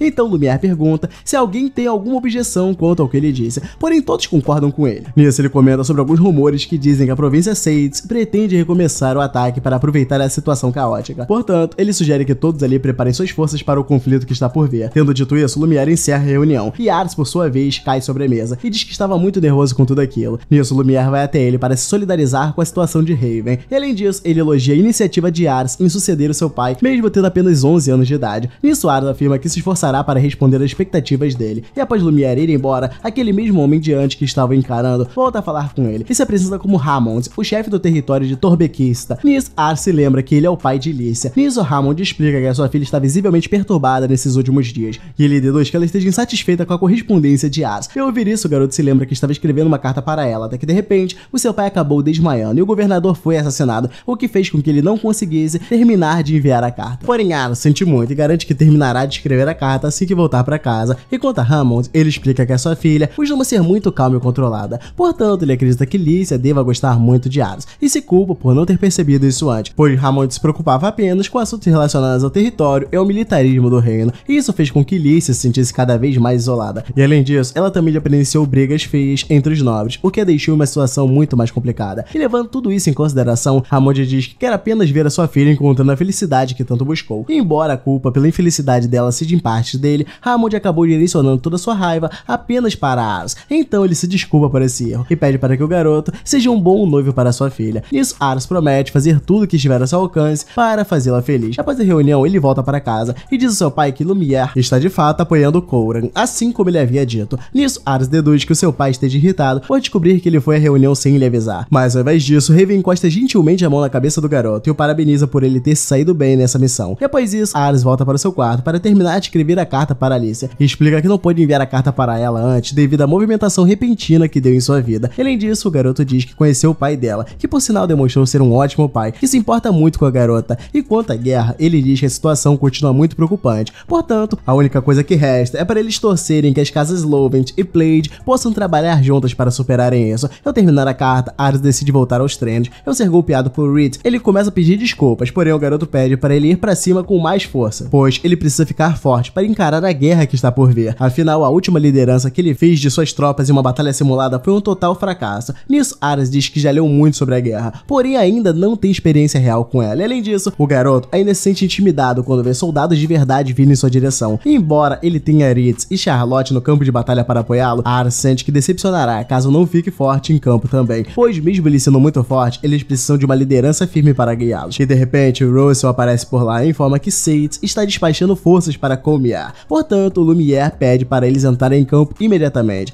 Nisso, Ritz diz que se a província de Sade estiver invadindo Missing, eles terão poucas maneiras para controlar a situação. E caso Qumiya realmente seja invadido, o domínio ainda menor de Lamberg será conquistado em pouco tempo. Nisso, Ars se lembra que o seu pai não está em condições de ir para a batalha, portanto ele se sente pressionado a ir no lugar dele, e diz para Ritz que liderará as tropas. Ao reunir todos os homens na frente da mansão, Ars informa que os liderará na batalha para proteger o território de Canarre, porém o seu pai aparece bem na hora, e diz que ele ainda não pode deixá-lo entrar no campo de batalha, portanto ele liderará as tropas dessa vez. Mas Ars insiste, e diz que Raven não está em condições para ir para a guerra, porém Raven afirma que não se arrependerá se morrer a serviço do distrito Canarre. Nisso, Ritz tenta intervir também, porém o pai de Ars pede para ele ficar de fora desse assunto, então o garoto entende que ele de fato é fraco, porém ele garante que ficará seguro, pois tem Ritz e Charlotte ao seu lado. Mas ao ouvir isso, Raven vai direto ao ponto e diz que Ars ainda não tem cara de guerreiro e por isso deve ficar fora de batalhas. Então o garoto pergunta o que isso quer dizer, mas seu pai tenta mostrar isso na prática. Dito isso, seu pai manda um guarda trazer Barra Morda, que no caso é um criminoso que cometeu vários crimes hediondos.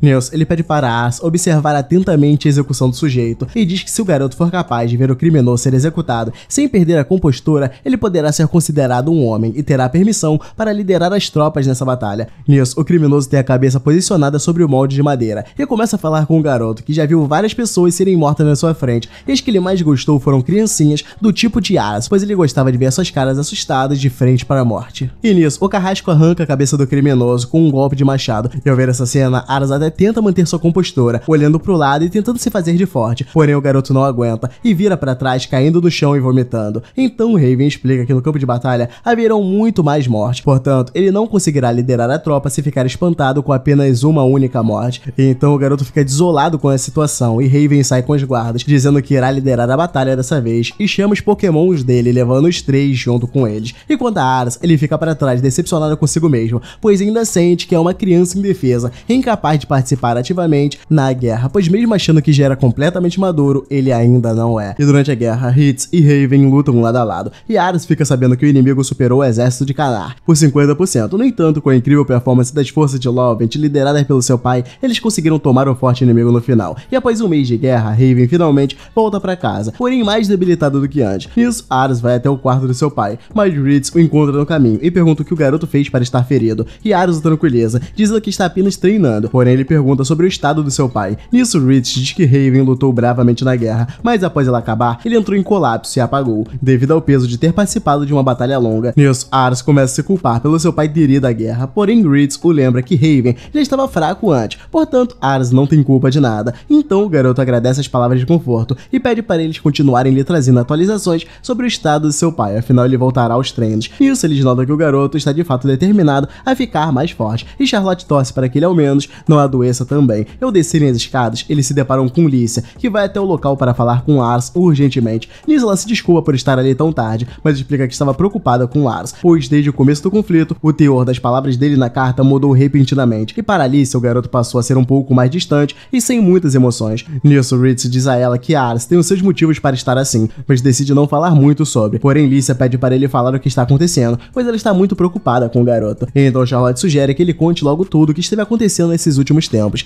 Nisso, Lícia descobre que Ars presenciou uma execução e por ter se apavorado, Raven optou por não deixá-lo ir à guerra, e ao invés disso ele decidiu encarar a guerra mesmo estando doente, e após a guerra sua saúde piorou consideravelmente. Nisso, Ars começou a se culpar por não ter conseguido convencer o seu pai a deixá-lo ir para a guerra, pois isso piorou o estado de saúde de Raven. E ao ver isso, Lícia também se sente culpada, pois mesmo sendo a noiva dele, ela não pôde fazer nada enquanto Ars sofria. Nisso, ela vai até ele durante seu treino, e Ars, mesmo cansado, decide continuar lutando, pois seu pai, mesmo doente, conseguiu lutar por um longo período de tempo, portanto ele também conseguirá fazer o mesmo. E ao vê-lo tão ocupado, Lícia nota que agora não é o momento certo para falar com ele, e de repente, a empregada vai até eles informar que Raven acabou de voltar à consciência. Nisso, Keisha se empolga com a notícia e decide ir contá-la ao Ars imediatamente, porém a serva diz que Raven pediu para falar com eles 3 primeiro, e chegando lá, Raven pergunta o que eles acham de suas vidas no reino. Nisso, Ritz afirma que viver ali é um paraíso comparado à vida que ele tinha antes, e quanto aos outros, eles também compartilham opiniões positivas quanto a isso. Então Raven revela que morrerá em breve, portanto ele pede para que os 3 o ouçam com atenção. Nisso, Raven diz que não esperava muito deles quando Ars o trouxe, mas com o tempo ele percebeu que eles são os pilares daquele domínio, e por isso ele diz ser grato por eles terem ido à casa Lovent. Dito isso, ele explica que Ars ainda não está pronto para assumir a liderança daquele reino, portanto Raven pede para que eles deem apoio ao seu filho, e diz que não está dando uma ordem a eles como Lorde, mas sim fazendo um pedido como pai.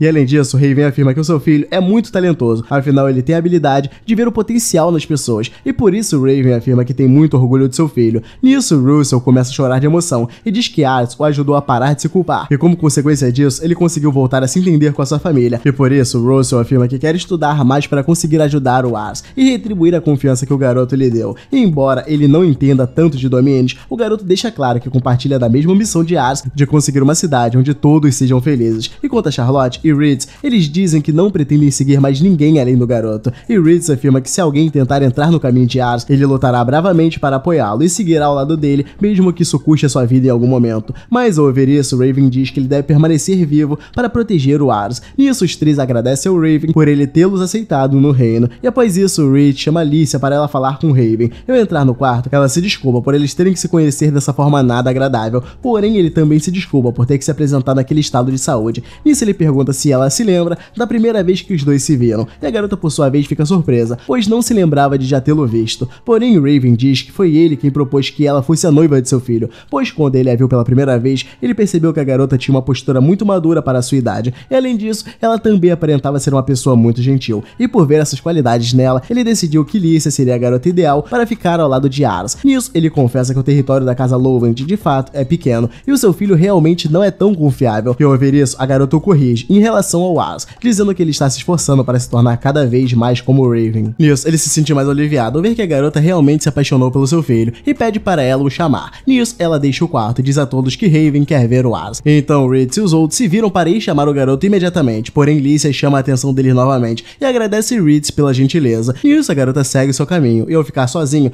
Reed se lembra de tudo o que está acontecendo e bate a cabeça contra a parede de frustração. Enquanto isso, Ars vai até o seu pai, como ele havia pedido. Então o garoto diz estar aliviado em ver que seu pai acordou. Enquanto ao Raven, ele se desculpa por precisar chamá-lo a essa hora da noite, porém Ars diz que estava acordado e estudando mais sobre a doença dele. Nisso, ele pede para o seu pai experimentar algumas ervas medicinais que ele trouxe. E além disso, o garoto afirma que é um ótimo médico na província ao lado, portanto ele acredita na recuperação dele, e de repente, Raven o interrompe bruscamente e diz que tinha a idade dele quando decidiu que iria se tornar um guerreiro. Nisso, Raven diz que nasceu em uma simples vila rural na província Missian. Porém, o prefeito do local era um tirano que cobrava altos impostos de seus cidadãos, e por conta disso, todos viviam uma vida muito pobre. Então, Raven decidiu que iria se mudar para a cidade quando tivesse apenas 10 anos, e por coincidência, ele fez isso no dia em que o governador de Missian estava visitando a cidade, devido a um convite que recebeu para uma festa. E ao ver o governador com uma postura imponente e grandiosa, o coração de Raven disparou, e a partir daí ele decidiu que iria se tornar um homem similar ao governador, que governa e lidera muitos soldados, e desde então Raven passou a estudar sozinho a arte da espada para se tornar um soldado, e aos poucos ele começou a ser reconhecido pelos seus feitos, até que de repente, Lumière o indicou para ser o governador de um domínio, que no caso era Lamberg. Nisso, Raven afirma que todos que fazem parte desse domínio são os seus tesouros, e por isso a sua vida gira em torno de proteger aquele lugar e o seu povo. E de repente, Raven começa a tossir, e Ars demonstra preocupação em ver o seu pai nesse estado. Nisso, Raven nota que seu filho aparentemente se culpa pela sua piora, e explica que as coisas não são como Ars pensa. Afinal, o próprio Raven escolheu que viveria sua vida dessa maneira, portanto, ele manda Ars parar de se culpar por isso. Então ele diz ao garoto que deixará todo o resto por conta dele. Nisso, Ars entende na hora o que seu pai quer dizer, e afirma que cuidará de seu legado. E ao ouvir isso, Raven sente que Ars tem um grande peso nas costas por ser o seu filho. Porém, o garoto afirma que é muito feliz por ter ele como pai. E Raven, por sua vez, pergunta como andam as coisas com Lícia. Afinal, o garoto é muito pulso firme, já que possui o sangue da mãe do Hammond. E por falar nesse sujeito, Raven começa a contar mais algumas histórias de sua vida envolvendo Hammond. E assim os dois passam a noite toda conversando e rindo. Mas ao amanhecer, Raven finalmente é levado pela sua doença. Então todos fazem a cerimônia de cremação pública. E Ars vai à frente de todos e diz que aprendeu muitas coisas com seu pai enquanto ele estava vivo. E além disso, Ars o informa que a responsabilidade de Lamberg foi passada para as suas mãos. Portanto, agora ele será o responsável por proteger a todos. E embora ele ainda não seja tão forte quanto seu pai, Ars promete que cuidará e protegerá todos eles, assim como seu pai fez até o seu último dia. Mas para isso ele pede o apoio de todos também. Então todos ao redor se dispõem a apoiá-lo como o novo líder de Lamberg. E quanto a Charlotte, ela se lembra dos últimos momentos que passou ao lado de Raven, onde ele a mandava descansar, pois ela deveria juntar energia para gastá-la quando Ars estivesse em campo de batalha. Nisso, Charlotte obedece, e quanto ao Russell, ele se lembra de uma madrugada de estudos, até que de repente Raven vai falar com ele, pedindo para o garoto não exagerar tanto lá. Afinal, ele ainda é apenas uma criança e pode ir crescendo aos poucos junto com Ars. E já Alicia, ela tem uma memória da noite anterior, quando Raven já estava para partir, mas antes disso, ele pede para que ela dê apoio ao Ars de perto para evitar deixá-lo sozinho. E embora a situação seja muito triste, Alicia diz estar feliz por estar ali fazendo parte desse momento na vida do seu esposo. Nisso, Ars agradece agradece o apoio de todo mundo e pede para o seu pai zelar por todos de onde quer que ele esteja. Então Ar se vira novamente para todos e afirma que a partir daquele dia ele será o novo mestre da casa Lovent. Nisso o povo se curva em sinal de reverência àquele momento. E no dia seguinte, em um estabelecimento, um aventureiro comenta sobre um rumor que dizia que o governador de Meissen teria sido assassinado. Nisso, um outro aventureiro diz que o governador foi morto pelo próprio filho durante a disputa de sucessão. E de repente, uma garota vai até os dois e diz estar interessada nesse assunto que eles estão conversando. E após 3 meses desde que o seu pai o deixou, Ars decide visitar a sua lápide e diz que ainda não está habituado com os deveres do senhorio que lhes foram deixados. No entanto, ele está conseguindo lidar com essa nova fase de sua vida com a ajuda de todos. Nisso, Reeds o chama para eles seguirem adiante, mas antes, Ars se volta para a lápide de seu pai e afirma que nunca chegará aos pés dele. No entanto, ele deixa claro que está dando o seu melhor do seu jeito. Ao chegarem até o castelo Canarre, Lumière pede para todos orarem por Raven. Dito isso, ele vai até Ars e diz que como herdeiro ele irá assumir o seu manto como chefe da casa Lovent. Nisso, o garoto se apresenta como um novo senhorio e embora ele ainda seja inexperiente, Ars se dispõe a dar o seu melhor para cumprir o seu papel. Nisso, Krau nota que o semblante do jovem garoto se tornou um pouco mais nobre e quanto a Lumière, ele diz ao Ars que agora ele está em pé de igualdade com todos ao redor daquela mesa. Dito isso, ele volta para o assunto principal da reunião e comenta sobre o armistício entre Couran e Vazmark.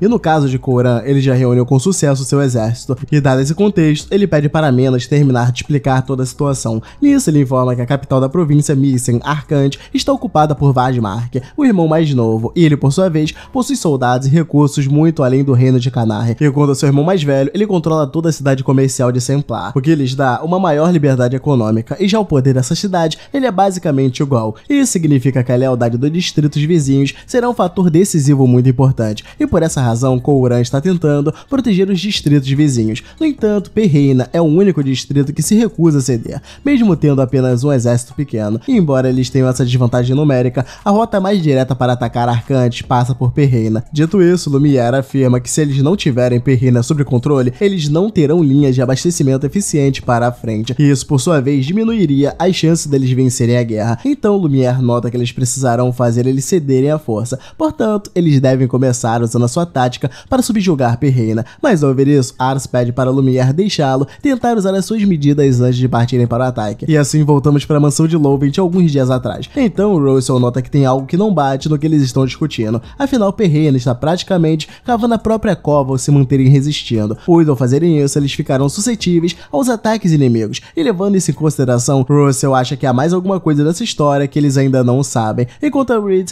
ele sente essa mesma estranheza. Nisso, Russell afirma que ao atacá-los sem descobrirem o que eles estão tramando pode ser algo perigoso. Portanto, ele acredita que o melhor que eles podem fazer é descobrir primeiro toda a situação que envolve Perreina. Nisso, Ars se questiona de como eles podem fazer para obter essa informação. Então, Reed sugere que eles contratem mercenários. No caso, os Sombra, um grupo de mercenários que são especialistas em reconhecimento. Nisso, Ars pede para Reed os colocar em contato com essas pessoas. E quanto ao Russell, ele se lembra que o teor da reunião no conselho será a subjugação de Perreina. Portanto, eles podem propor que eles resolvam qualquer coisa relacionado a isso. E voltando ao presente, Ars explica que é muito estranho eles se recusarem a ceder, mesmo estando encurralados. Portanto, ele sugere que eles primeiro descubram o motivo que faz Perreina adotar essa posição, pois fazendo isso eles saberão melhor o que fazer a seguir. Nisso, Lumière decide dar ao Ars um tempo para investigar. Então eles deixam o castelo. Em seguida, Charlotte é abordada pelos órfãos que ela cuidava. Nisso, Ars explica que deixou todos eles no orfanato que ele havia construído, por confiar muito na senhora que cuidava do local. E além disso, ele também havia pedido para a senhora abrigar o máximo de órfãos que fosse possível. Nisso, ele nota que as garotas já têm quase idade para se tornar independentes. E enquanto conversa com eles, um dos órfãos diz a Charlotte que irá fazer o teste para entrar no exército de Lumière. Nisso, uma das garotas diz que pretende trabalhar como empregada doméstica no castelo de Canarre. Então todos compartilham seus sonhos e agradecem ao Ars por tudo que ele fez. Afinal, ele literalmente mudou a vida de todos ali. Mas ao ouvir isso, Ars diz que não os ajuda sozinho, pois Charlotte continua mandando a maior parte do seu salário para o orfanato. Nisso eles agradecem ela também. E voltando para o orfanato, Charlotte nota que a melhor coisa que eles fizeram foi deixar as crianças por ali. E Ars afirma que mesmo Lamberg sendo um lugar muito bonito e bom de se viver, os órfãos terão mais oportunidade se ficarem em uma cidade grande. E no meio da conversa, Alicia vai até eles e diz que estava no castelo de Canarre com seu pai, até que ficou sabendo que eles estavam por ali e resolveu ir vê-los. E ao ver ela, Ars fica completamente em choque. Afinal, eles não se veem há muito tempo. E Alicia, por sua vez, nota que o lugar está carregado de alegria e associa isso ao Ars, pois em todos os lugares que ele vai, ele transmite essa sensação de felicidade muito forte. E de repente, uma das crianças suja o vestido dela. E ao invés de ficar zangada, ela decide brincar com as crianças também. E após isso, eles voltam a falar sobre os assuntos assuntos relacionados à guerra. E Aras diz que pediu ao Reeds para o colocar em contato com o grupo de mercenários, denominado como Sombras, e caso eles topem se encontrar com Aras, ele está disposto a negociar um serviço com eles. Nisso, Lícia pede para poder acompanhá-lo nessa missão, porém Aras se recusa e diz que isso pode ser muito perigoso. Nisso, ela o lembra que ele terá sua comitiva, portanto eles estarão seguros. E após ele insistir tanto, Aras decide levá-la com ele. Nisso, Lícia pede também para que eles durmam no mesmo quarto, afinal eles têm impossibilitado de voltar para casa agora. E de início, o garoto sugere arrumar um outro quarto para ela, porém Lícia afirma que não vê problemas em dormir com ele, mas Charlotte começa a entrar no meio, dizendo que Aras irá dormir com ela. E no fim, todos decidem dormir juntos, menos Reeds, que sai saindo sem nem querer saber. Então no dia seguinte, ele vai até eles e informa que ele recebeu uma mensagem dos Sombras. Nisso, eles decidem partir imediatamente, mas antes, eles se despedem da senhora e dos órfãos. Então um dos garotos volta a agradecer a Charlotte pela sua ajuda, mas diz que talvez eles não estejam ali na próxima vez que ela voltar. No entanto, ele garante que dará o seu melhor para seguir com a sua vida. Dito isso, eles partem em direção às Sombras, e no caminho, Aras pergunta onde eles irão encontrar os mercenários. Nisso, Reeds diz que eles já estão os esperando num bar na periferia da cidade. Então Aras diz estar surpreso por ele ter conseguido o contato dos mercenários, e Reeds, por sua vez, explica que conseguiu o contato através de um membro do seu antigo grupo. E por falar em grupos de mercenários, Reeds afirma que cada um deles possui uma função própria. No caso do seu grupo, eles eram adequados principalmente para combater a linha de frente, e no caso dos Sombras, eles são mais adequados para trabalhos que requerem pessoas mais discretas. E em meio às suas táticas, há desde espionagens a assassinatos. Nisso, Aras se sente um pouco mais intimidado com as Sombras. E quanto ao Reeds, ele demonstra também estar preocupado, afinal ele ouviu rumores sobre o ex-líder ter sido substituído por alguém muito mais jovem, e com isso, Aras sugere que Reeds esteja preocupado com a nova equipe dos Sombras não ser tão boa. Porém, Reeds diz que é o completo oposto, afinal o novo líder é extremamente qualificado, portanto a sua preocupação é o fato de que o novo líder só aceita serviços que despertem o seu interesse. E ao ouvir isso, Aras se questiona se tudo sairá dentro dos conformes. E logo em seguida, ele se lembra que Lumière está contando com ele, portanto Aras deve dar o seu melhor para fazer que as Sombras aceitem o seu serviço. Ao chegarem no local, eles são recebidos por 3 garotas. Então um homem vai até eles e diz que não tem como eles serem atendidos, pois o lugar já está cheio. Nisso, Reeds fala carinhosamente no ouvido do sujeito, e assim ele consegue desocupar uma mesa para eles. E ao sentarem, eles notam que todos ao redor não param de encará-los, porém eles seguem como se nada tivesse acontecendo. E quanto ao Aras, ele se lembra que a especialidade dos Sombras é coletar informações, portanto, eles com certeza investigam seus clientes além dos alvos. E levando isso em consideração, Aras deduz que o líder do bando pode estar ali fora os observando. Ao ver o garoto viajando, Charlotte chama a atenção dele, pois o garoto já estava até mesmo ignorando a garçonete. Ao ver a garota em questão, Aras sente algo estranho, mas disfarça pedindo um soco. Em seguida, ele sai para o banheiro, então ele testa sua habilidade de avaliação em Reeds e nota que ela está funcionando corretamente. Nisso ele estranha o que viu na garçonete, afinal ela estava com 92 pontos de proeza e 90 pontos de inventividade, e de repente ele é surpreendido pela garçonete, que se revela ser na verdade o líder dos Sombras. Nisso o líder pergunta ao garoto como ele conseguiu perceber que ele era diferente, e fala que se ele não revelar a verdade, ele pode ir de arrasta. Mas no meio dessa confusão, Reeds aparece para salvar o Aras. Em seguida, Lícia também vai ao local e diz que o líder das Sombras tem a obrigação de aceitar o pedido de Aras, já que o recebeu dessa forma tão rude. Porém, o líder diz que ainda pode se recusar, afinal seria difícil ele conseguir fazer o seu trabalho após a sua identidade ter sido revelada. Além disso, ele garante que é capaz de usar os seus truques para matar o garoto e fugir dali. Nisso, Lícia afirma que o líder não teria a menor chance de fazer algo do tipo, pois Reeds está ali justamente para proteger o Aras. E ao se ver encurralado, o líder dá uma risada e se desculpa com todos, porém ele continua querendo a resposta para sua pergunta sobre como Aras sabia quem ele era. Nisso, o garoto explica que tem uma habilidade de avaliação que o permite perceber as habilidades dos outros, mas ao ouvir isso, o líder afirma que precisará de mais alguma prova para acreditar nele. Então Aras o chama pelo seu nome, Mazak, mas o líder explica que ele já não usa mais esse nome, pois agora ele se chama Fan, mas ainda assim ele reconhece que o poder de Aras é muito assustador, e por ter gostado dele, Fan aceita fazer o serviço que ele pedir. Então ele o chama para eles conversarem a sós, mas antes Lícia explica ao Aras que conseguiu perceber através da reação dele que a garçonete era o líder, e a partir daí ela discutiu isso com Reeds, e ele por sua vez optou por segui-lo na hora. Nisso, Aras agradece Lícia, afinal praticamente ela salvou a sua vida ao fazer isso, e ela pede para ele se manter mais transparente dali em diante, afinal deu muito na cara. Então eles param de rolar e vão até Fan. Nisso, Aras diz que gostaria de descobrir o porquê o domínio Perreina não cede, e Fan por sua vez aceita o trabalho normalmente, mas pede 3 pratas de adiantamento. Nisso, Aras pergunta quanto tempo ele demorará para investigar o caso, e Fan diz na lata que não precisará de mais do que 5 dias, pois esse tipo de coleta de informações é a especialidade do seu bando. E após fecharem negócios com Fan, eles voltam até Charlotte e Russell e explicam que encontraram o líder das Sombras no caminho, o que fez com que eles demorassem mais para voltar. E Lícia informa afirma que Aras já conseguiu fazer com que o líder atendesse seu pedido. Nisso, Charlotte e Russell ficam irritados, pois queriam ter participado da negociação junto com eles. Então Fan vai até ele e lhe servir mais comida. E ao vê-lo, Aras fica impressionado, afinal, o líder atua muito bem como mulher. E se não fosse a sua avaliação, ele com certeza não saberia que ele é um homem. E após isso, ele volta até Fan e pergunta pelos outros membros do grupo dele. Nisso, Fan diz que eles ainda estão em serviços, afinal, as investigações exigem muito trabalho. Ao ouvir isso, Aras nota que ele tem toda a razão e pergunta quem foi o responsável por fazer a investigação do seu pedido. Então Fan deixa claro que fez tudo sozinho, afinal, ele se interessou muito pelo caso dele. Nisso, Aras atribui o cargo dele de membro proeminente das sombras às suas habilidades, pois apenas isso explica o porquê dele ser o chefe,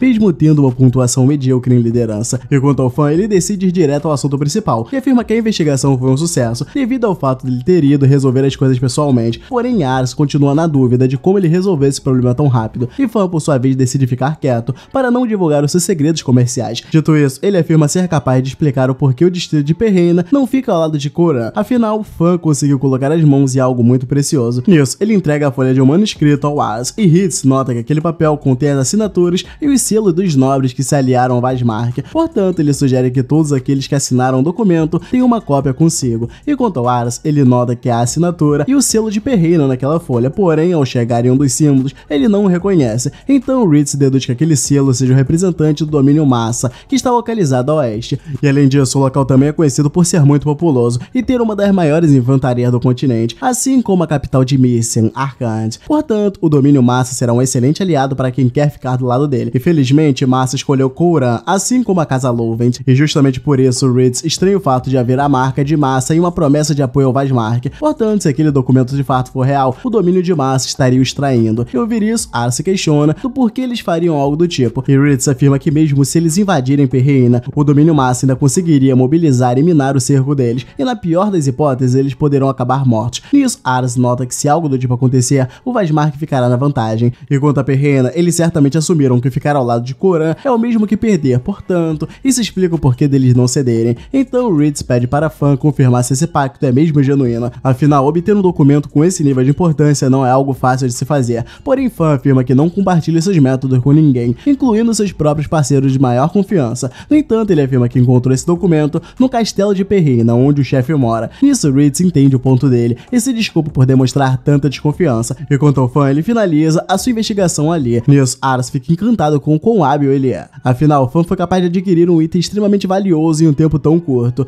E além disso, ele admira a habilidade dele em conseguir se disfarçar de mulher com tanta maestria, pois isso o torna um verdadeiro ninja. Ao se distrair com toda a sua empolgação, Aras se lembra que ainda precisa terminar de pagar o serviço de Fan. Porém, ele diz que o garoto pode continuar com seu dinheiro, como forma de compensá-lo pela indelicadeza daquele outro dia. Nisso, Aras tenta insistir em pagar, mas Fan diz para ele interpretar aquilo como um pedido de desculpas pelo que aconteceu anteriormente. Então o garoto aceita fazer as coisas do jeito dele, mas diz que irá pagar a mais nos próximos trabalhos que eles fizerem juntos. E tendo resolvido toda a situação, Aras diz ao Ritz que eles devem informar Lumière sobre a traição de Massa imediatamente. Então eles vão até o castelo de Canar entregar o documento e deixam todos cientes do incidente envolvendo a traição do domínio Massa. E levando em consideração a veracidade daquele domínio, Lumière acredita que será muito difícil colocar Perreina ao lado deles. Nisso ele pede para Menas levar aquele papel para Toberquista e com Lumière imediatamente. E quanto ao trabalho de Aras, Lumière o elogia, afinal, se não fosse pelo garoto, eles estariam correndo perigo a essas horas. Mas ao ouvir isso, Aras o corrige, dizendo que foi um líder mercenário que foi responsável por fazer todo o trabalho prático. Nisso, Lumière afirma que eles devem consultar Coran imediatamente, e para isso ele precisará da ajuda de Aras. E no meio da conversa, Menas o interrompe para informá-lo sobre algo errado com aquele documento de pacto. No caso, a assinatura e o selo de Massa estão esquisitos. Dito isso, ele explica que o selo do chefe de Massa é um círculo dentro de um hexágono e possui um pentagrama desenhado dentro desse círculo, mas ele pede para eles compararem o selo original e o que está escrito no documento de pacto. E fazendo isso, eles notam vários erros quase imperceptíveis no selo. Porém, Menas diz que os outros selos aparentemente são verídicos. Nisso, Lumière sugere que Perreina tenha sido enganada ao achar que Massa teria o extraído, e com isso decidiram ficar do lado de Weismark.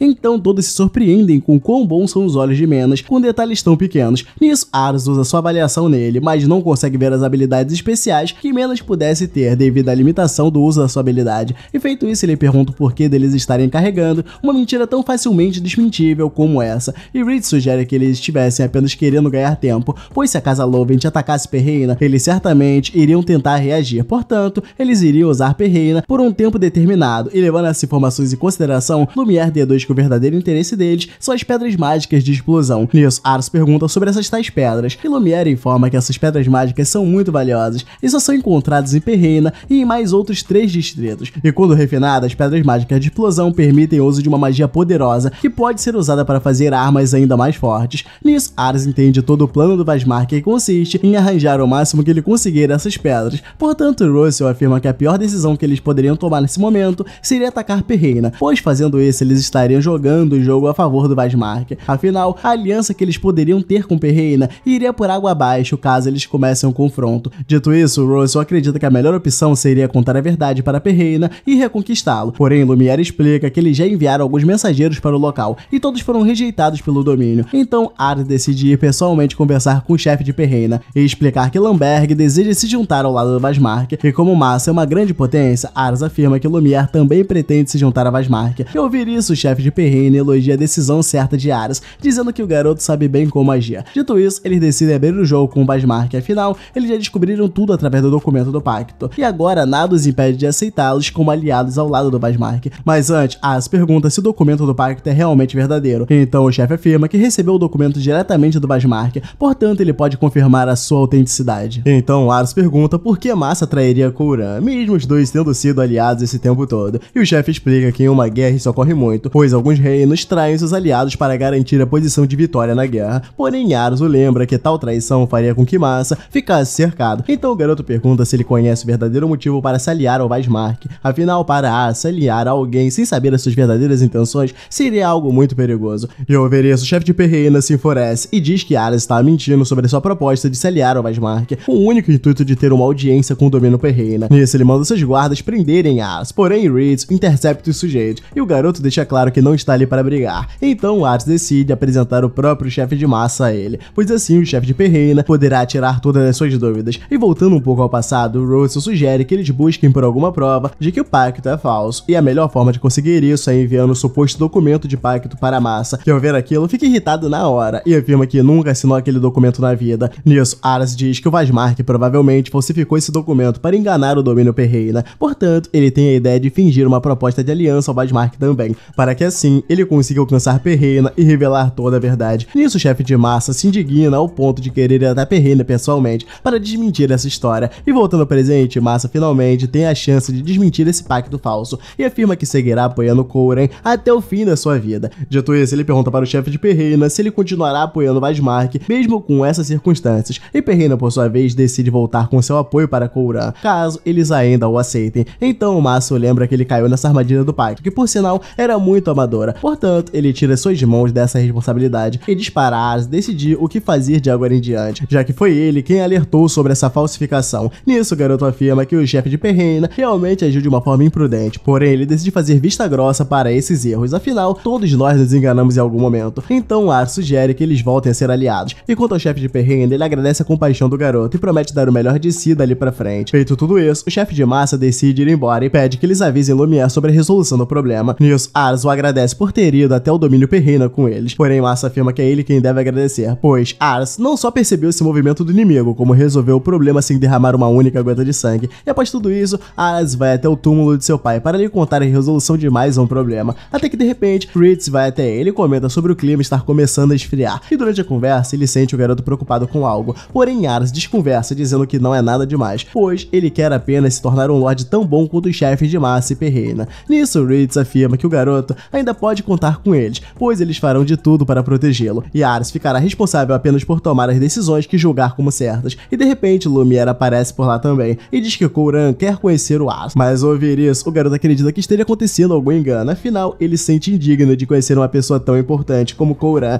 Nisso, Lumière explica que ele contou sobre o que aconteceu recentemente e por isso Kouran começou a ficar interessado em Ars. Então ele decide se preparar mentalmente para esse dia, porém Lumière afirma que esse dia é hoje e agora, pois ele foi lá justamente para buscá-lo. Nisso, Ritz e Russell incentivam ele, dizendo que essa é a chance dele de ascender ao mundo. Então Ars decide acompanhar Lumière nessa nova viagem por livre e espontânea pressão. Enquanto prepara sua roupa para uma festa, Charlotte é interrompida por Anne, que vai até ela informá-la que os Zulus já partiram, o que a deixa completamente apavorada. Enquanto isso, Russell pergunta se eles realmente deveriam ter deixado Charlotte para trás, e Ritz explica que a casa não poderia ficar desprotegida, porém ele diz que levará um presente de lembrança para ela ela assim que voltarem da viagem. E quanto ao Aras, ele continua aflito com o convite de Coran e pergunta qual é o teor da festa. Nisso, Ritsu informa que Coran convidou apenas nobres poderosos e os senhores ao redor de Semplar, a cidade que ele administra, e Russell deduz que o plano de Coran seja apenas conhecer os senhores antes da guerra começar, pois isso levantará um pouco a sua moral. Ao ver isso, Aras fica ainda mais ansioso, afinal, a cidade estará cheia de pessoas de elite, e por falar nela, Russell nota que já dá pra ver a cidade de Semplar pela janela. Nisso, Aras se impressiona com o tamanho do lugar. Então, Ritsu apresenta o topo da colina para eles, onde fica o castelo Semplar. E quanto ao Aras, o garoto afirma que eles precisarão trabalhar muito para transformar Lamberg em uma cidade próspera como essa.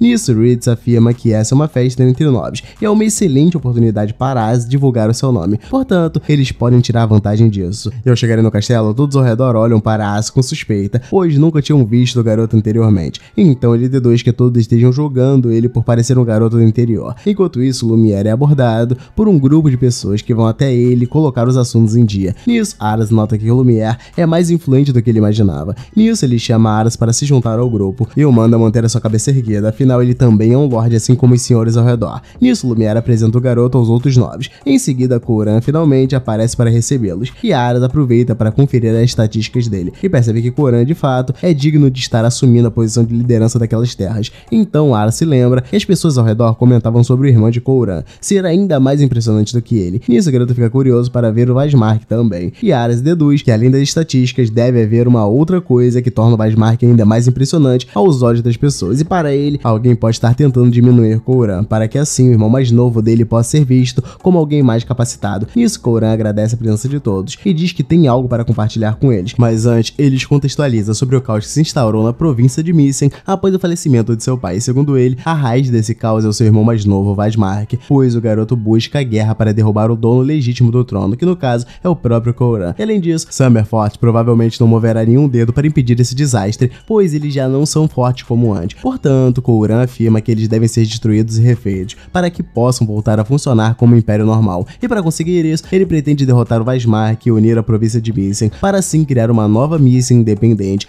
Nisso, Coran entende que falar essas coisas é mais fácil do que fazê-las, porém ele diz ficar aliviado em ver que há muitas pessoas talentosas naquela sala. Então ele explica que não há nada que eles não possam alcançar se trabalharem juntos. Portanto, Coran pede para eles para ajudarem a alcançar o seu objetivo, e todos ao redor prontamente se unem a ele em prol dos mesmos ideais. Nisso, Coran aproveita aquela agitação para apresentar uma pessoa que fez um feito incrível, então ele pede para Aras se juntar a ele, porém o garoto fica em choque como sempre, mas Ritsu e Russell lhe dão um leve empurrão para frente. Nisso, Aras se coloca ao lado de Coran, que por sua vez informa a todos que Weissmark criou um pacto falsificado com o intuito de trazer o distrito de Perreina para o seu lado, porém o plano dele foi cessado por Aras, que além de descobrir a tática do Weissmark, também conseguiu trazer Perreira de volta para o lado dele sem derramar uma única gota de sangue. Dito isso, Coran afirma que a idade em si não importa, mas sim as suas conquistas, e no caso de Aras, ele fez algo grandioso. Portanto, Coran pede para que todos deem uma salva de palmas para o garoto. Após isso, todos se reúnem nas mesas para comemorar. Então, Ritsu decide separar a comida de Aras, pois o garoto perdeu tanto tempo conhecendo as pessoas que esqueceu até mesmo de comer. Nisso, Aras fica cansado de tanta interação e decide ir tomar um ar do lado de fora, e nota que além de proteger o seu território, ele também precisará ser mais sociável, algo que ele considera muito difícil de fazer. E de repente, Coran vai até ele para os dois conversarem a sós, e diz que, sabendo sobre Aras, está reunindo servos talentosos e fazendo grandes conquistas. E além disso, Coran afirma que Lumière fala muito bem de Aras, algo que é muito raro vindo dele. Nisso, Aras tenta se rebaixar e diz que todo esse prestígio se deve aos seus servos. E por falar nisso, Coran pergunta o que o garoto achou dos servos dele, e logo de cara, Aras nota que ninguém ali se destaca muito. Então ele fica na dúvida do que responder, mas no fim ele opta pela sinceridade e diz que não viu ninguém com potencial. E ao ouvir isso, Coran deduz que o garoto estaria dizendo que os servos dele são melhores, e Aras por sua vez segue firme com sua opinião e afirma que seus servos de fato são mais talentosos do que os de Coran. Nisso ele fica impressionado com a honestidade de Aras e diz que o garoto está certo, afinal ele mesmo já tinha essa desconfiança. E ao ouvir isso de Aras apenas confirmou o que ele já pensava. Além disso, Coran afirma que a guerra a seguir será muito mais difícil de vencer apenas com esses homens, e exatamente por isso ele diz ter ficado mais feliz após ver o recente triunfo do garoto, pois isso significa que eles possuem um novo talento excepcional. Nisso, Coran afirma que está com grandes expectativas em Aras e diz que se eles vencerem a guerra e ele tiver um bom desempenho, Coran fará de Aras o novo chefe de Canarre. E ao ouvir isso, o garoto obviamente entra em choque e pergunta o que acontecerá com Lumière, e Coran explica que ele ficará em um território maior, afinal Lumière é um dos poucos servos que ele pode confiar cegamente. Dito isso, ele pede para Aras ceder seus servos para ele, porém o garoto se nega na hora. Então Coran deixa claro que estava apenas brincando, pois já sabia qual seria a resposta para essa pergunta. Nisso ele vai direto ao ponto e pede para Ars comparecer com seus subordinados em seu próximo conselho de guerra. E além disso, Kouran pede ao garoto para usar seus olhos para encontrar pessoas talentosas para ele. Nisso, Ars sente o peso da sua nova responsabilidade e afirma que fará o máximo para corresponder às expectativas de Kouran. Enquanto isso, no Castelo Arcante, Thomas explica que alguém interferiu no plano deles em Perreira, o que os impediu de desgastar as forças de Kouran na luta. No entanto, ele afirma que a luta não foi totalmente perdida, afinal, eles aproveitaram para recolher o máximo de pedras mágicas possíveis em Perreira. E quanto ao Remus, ele garante que a situação está favorável para eles, pois ainda que a guerra interrompa agora, o inimigo não terá chance contra eles, afinal, o único comandante talentoso que eles possuem é o próprio Kouran.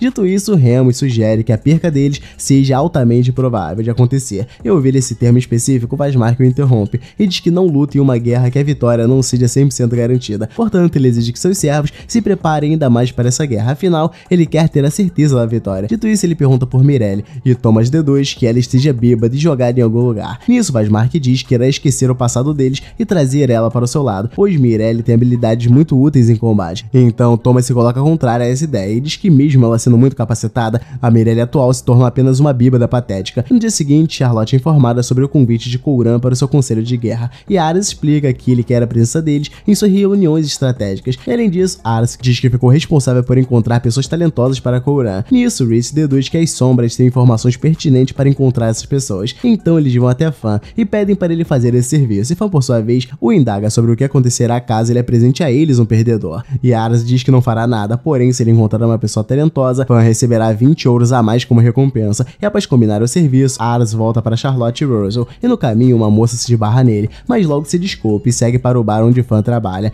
Nisso, o dono do bar a reconhece como Mireille, e ela pede para morar e trabalhar naquele bar, pois ela não tem nenhum lugar para ficar. Porém, ele simplesmente a manda ir embora, mas Fan convence a contratar Mireille, que logo começa a dar trabalho, entregando a comida dos clientes errado e bebendo enquanto trabalha. E ao dar a hora do almoço, os dois se sentam para conversar, e Fan pergunta como ela ganhava vida antes. Nisso, Mireille diz que é apenas uma andarilha, portanto ela vive apenas viajando e procurando por boas bebidas. Nisso, Fan tenta ir além e pergunta o que ela fazia antes de se tornar uma andarilha, e Mireille, por sua vez, revela que já sabe que Fan é um garoto e diz que irá falar mais sobre a sua vida apenas por ter achado fofo. Então ele informa que tem um irmão mais novo, e os dois costumavam servir um senhor que veio a falecer, cujo nome era Amador Salamaquia. Ao ouvir isso, o dono do bar nota que esse senhor era o governador de Missing, portanto ele acredita que Mireille esteja mentindo, mas a garota sai com a sua história e diz que só parou de trabalhar para Salamaquia porque ficou entediada do lugar. Nisso, Fan diz que há um lugar ainda melhor que aquele bar para trabalhar, então ele informa ao Ars que já encontrou uma pessoa talentosa. Nisso, Fan leva Mireille até a casa do garoto, e assim que a vê, Ars se lembra que ela é a mesma mulher que esbarrou nele no dia anterior, e ao ver que ela está bêbada, Rhys deduz que Fan esteja apenas se livrando de um problema, jogando ele nas costas de Ars, mas ao ouvir isso, Fan corrige e diz que Mireille está no nível deles. Nisso, Ars usa sua habilidade para verificar as estatísticas dela, e nota que Mireille não é apenas uma pessoa talentosa, mas sim um verdadeiro monstro. E após conferir as estatísticas dela, Ars nota que ela é Mireille Grangeon. Nisso, ela fica surpresa ao ver que ele já a conhecia, então Fan explica que Mireille é a ex-assistente do falecido governador de Missing, Amador Salamaquia. Nisso, Charlotte deduz que Mireille seja uma pessoa incrível, e quanto ao Ars, ele continua sem entender o porquê uma pessoa tão importante está ali disposta a servi-lo. Então Rhys fica desconfiado e sugere que o garoto não contrate ela, pois o nome de Mireille não possui uma boa fama, afinal, as pessoas dizem por aí que ela foi expulsa do castelo que trabalhava. E além disso, Rhys informa que Mireille tem um irmão mais novo chamado Thomas Grangeon, que por sua vez é o braço direito do Lord Vazmark, o inimigo deles. E quanto aos rumores sobre Thomas, esses são bem mais favoráveis à imagem dele, pois todos reconhecem como um grande general, cujas habilidades superam as de sua irmã mais velha. E levando tudo isso em consideração, Rhys deduz que Mireille esteja planejando passar informações confidenciais para Thomas. Em outras palavras, ela pode estar sendo usada pelo inimigo como uma espiã. Porém, Mireille afirma que ela não se dá bem com seu irmão, portanto, ela jamais passaria qualquer tipo de informação a ele. Nisso, Fan pede para todos eles tomarem logo uma decisão, então Rhys continua aconselhando Aras a mandá-la embora o quanto antes, mas ao invés disso, o garoto decide contratá-la, deixando todos perplexos com a sua decisão. Nisso, ele explica que ela possui uma habilidade genuína, portanto, ele pede para que todos confiem em sua decisão, porém Aras nota que ainda não tem como saber o que os status da ambição dela significa, e isso dá margem para a possibilidade dela realmente extrair. No entanto, ao levar em consideração as outras excelentes habilidades dela, Aras se questiona se vale a pena o risco contratá-la, e no fim, ele opta por manter a sua decisão e explica aos seus companheiros que eles precisam de pessoas fortes nesse momento. Embora Rhys não concorde com essa ideia, ele se vê sem saída e decide apoiar a escolha de Aras, mas logo nos primeiros dias de trabalho, Rhys vai correndo até a sala de Aras e reafirma que a garota não leva o menor jeito para ser a serva dele, afinal a garota passou o dia todo dormindo, de novo enquanto negligenciava os seus deveres. deles. E além disso, os soldados da sala de treinamento vivem reclamando das aulas dela, já que Mirei nunca tenta instruí-los com treino, até que em um determinado momento, Hitz relata que tentou endireitá-la, mas a resposta da garota foi algo ainda mais deselegante, pois ela demonstrava total desinteresse em ficar parada sem fazer nada, alegando que essa era a sua real vontade. Dito isso, Hitz afirma que ela é uma mancha para a casa Lovend em todos os aspectos. E no meio da conversa, Russell entra na sala correndo e pede para não ter mais aulas com Mirei, pois ao invés de ensiná-lo com os livros, ela optou por simplesmente colocar-o para correr lá de fora, e isso para ele é algo totalmente inútil, tendo em vista que Russell tem mais aptidão para ser estrategista. Nisso, Ars se sente sob pressão e diz a eles que irá tentar falar com Mirei, mas de repente eles começam a ouvir um som muito alto, e ao saírem da casa eles veem Charlotte soltando magias pelos arredores. Nisso, Ars pergunta o que ela está fazendo, e Charlotte explica que Mirei queria ver os seus feitiços, portanto ela disparou um deles. Ao ouvir isso, Ars pede para elas agirem com mais prudência, e quanto aos outros soldados e servos da casa, eles pedem para Mirei agir com mais seriedade em seu trabalho, pois ela está apenas dificultando as coisas para todos.